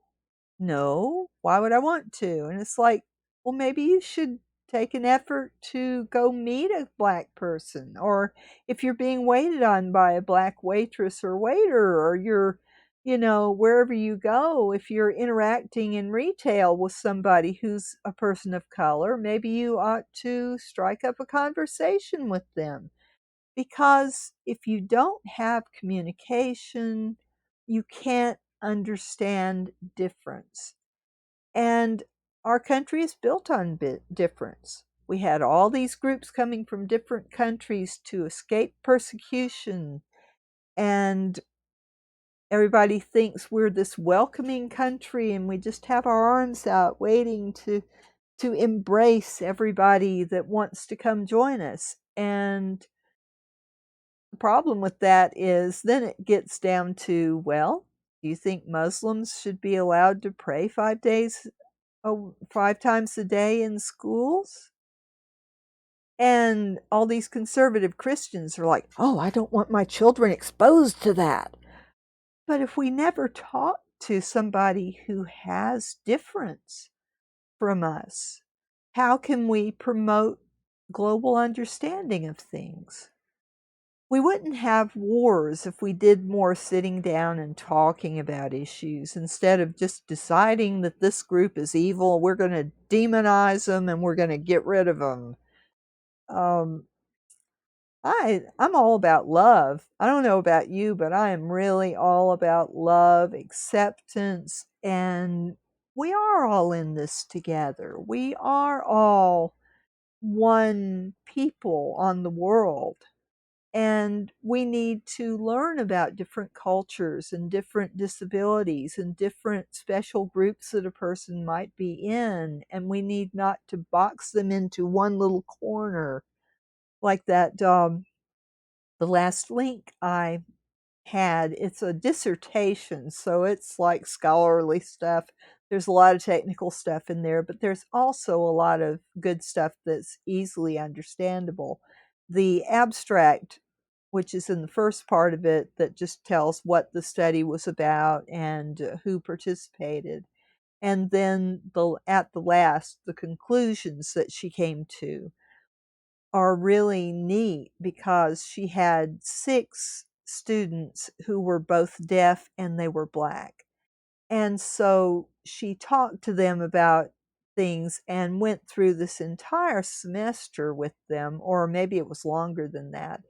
But during this time period, she asked them questions about how were they treated in their classes and did they have any suggestions to the boat of being Black and deaf.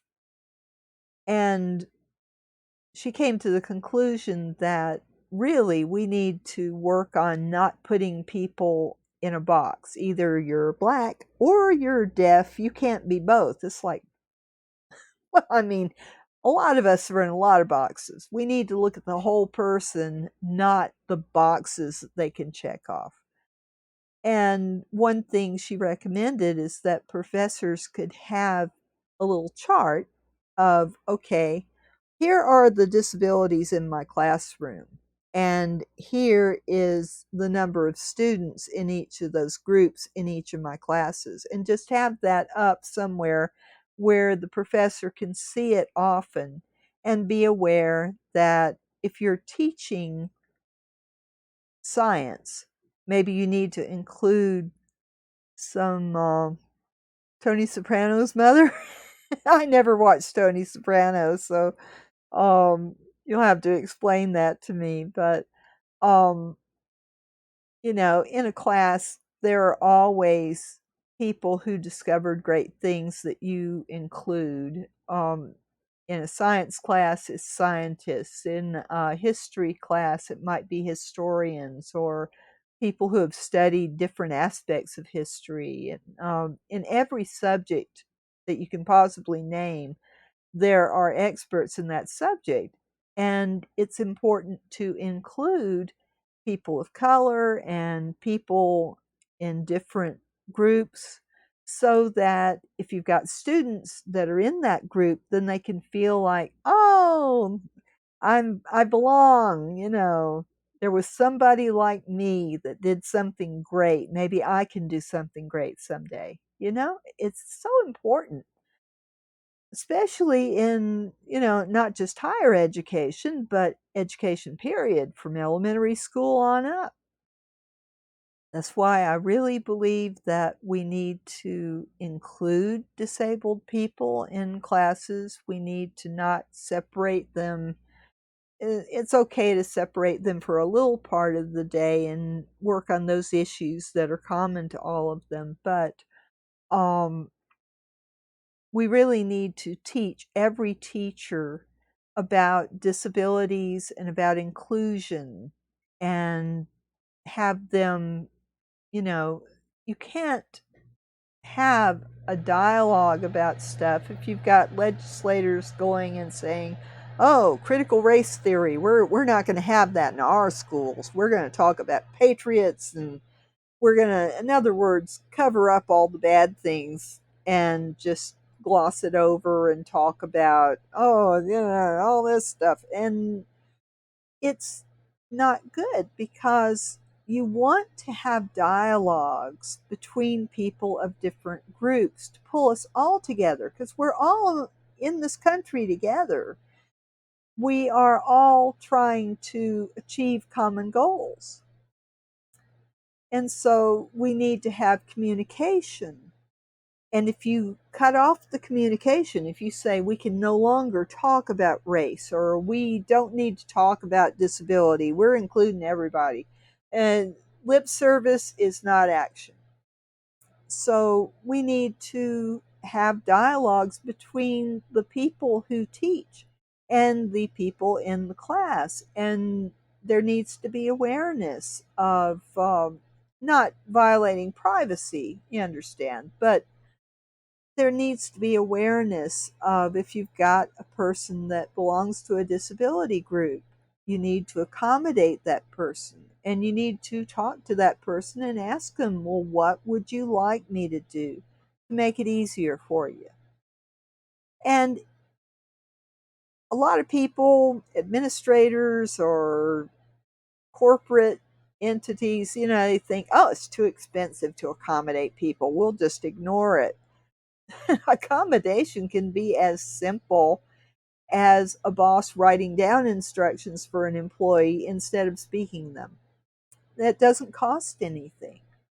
So many accommodations are easy to do, but the person needs to ask for them, and the person who can give that accommodation needs to agree to it.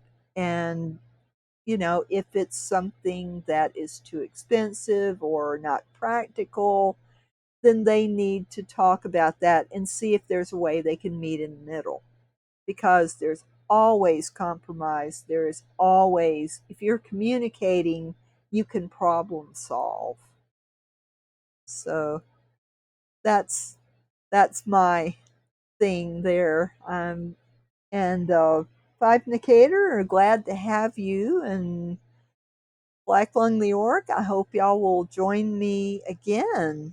And are there any subjects that you would like me to talk about, and um, have any questions on disability while I'm still here, and um, anything that you want to know? I'm happy to talk about anything that y'all want to hear about while you're here.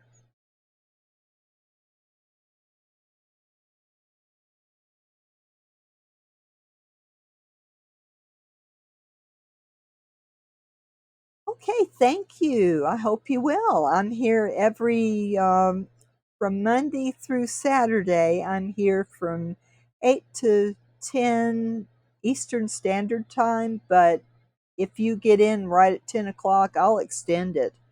If you can't make it earlier, I'm very happy to stay on as long as people want me to talk. And sometimes, like tonight, there's so much good information, I just stay on a little longer. But definitely, if you have any questions for me, you've got my social media on my Twitch account. Help yourself. Um, and if you have any suggestions, let me know. And anybody who comes, they don't have to be disabled. They just have to have an interest in disability in general. And whether that's a physical disability like deafness, or a psychological or a mental disability like I have, what is it? BPD. Bi- um, I can't think tonight. Good grief. Well, I have ADD. That's a mental thing. So, y'all take care, and I will see y'all when you come in again. And you too. Bye bye. So, Five Nicator, good night to you too. And also, good night to